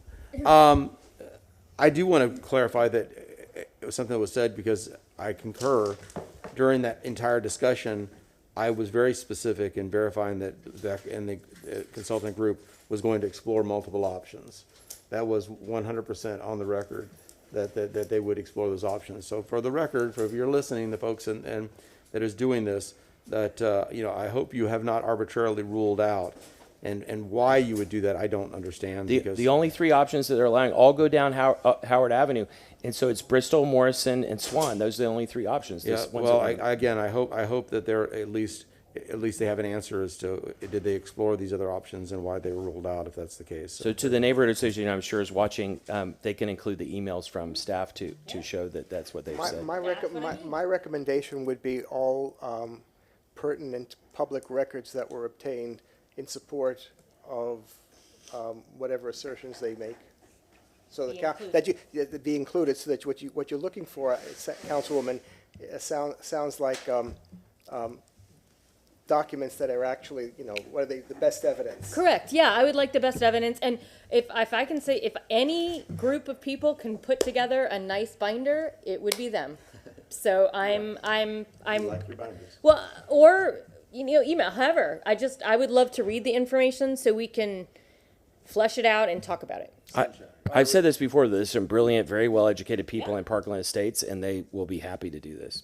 I've seen some beautiful PowerPoints, so I have no doubt. But that's what I'm saying. Like, I keep hearing this, but let's just see the data. Let's see the reports. Let's see the public records. Motion and a second, Vieira. No, that's it, just to vote on it. I mean, I'm glad to get information. Anybody wants to send it to me, they can. Let's vote. All right, we have motion second, all in favor? Aye. Any opposed?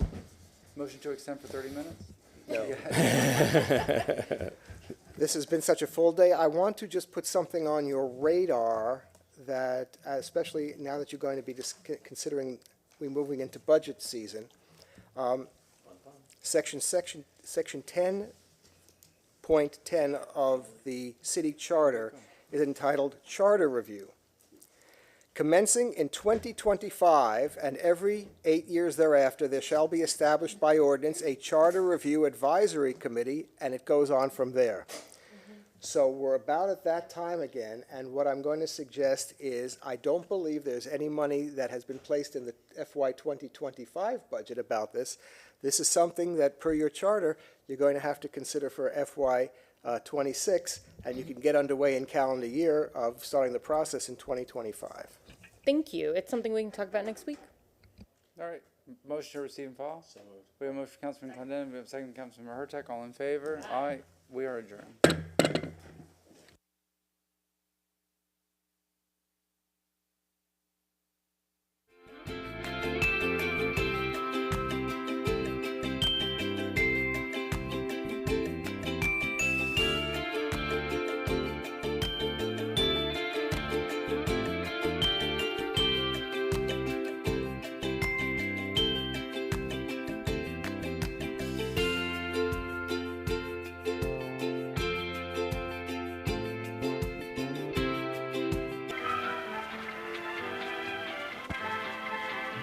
in the industrial center of the state. Yet, Tampa also enjoys another distinction. It is the only city in the world that is certain to be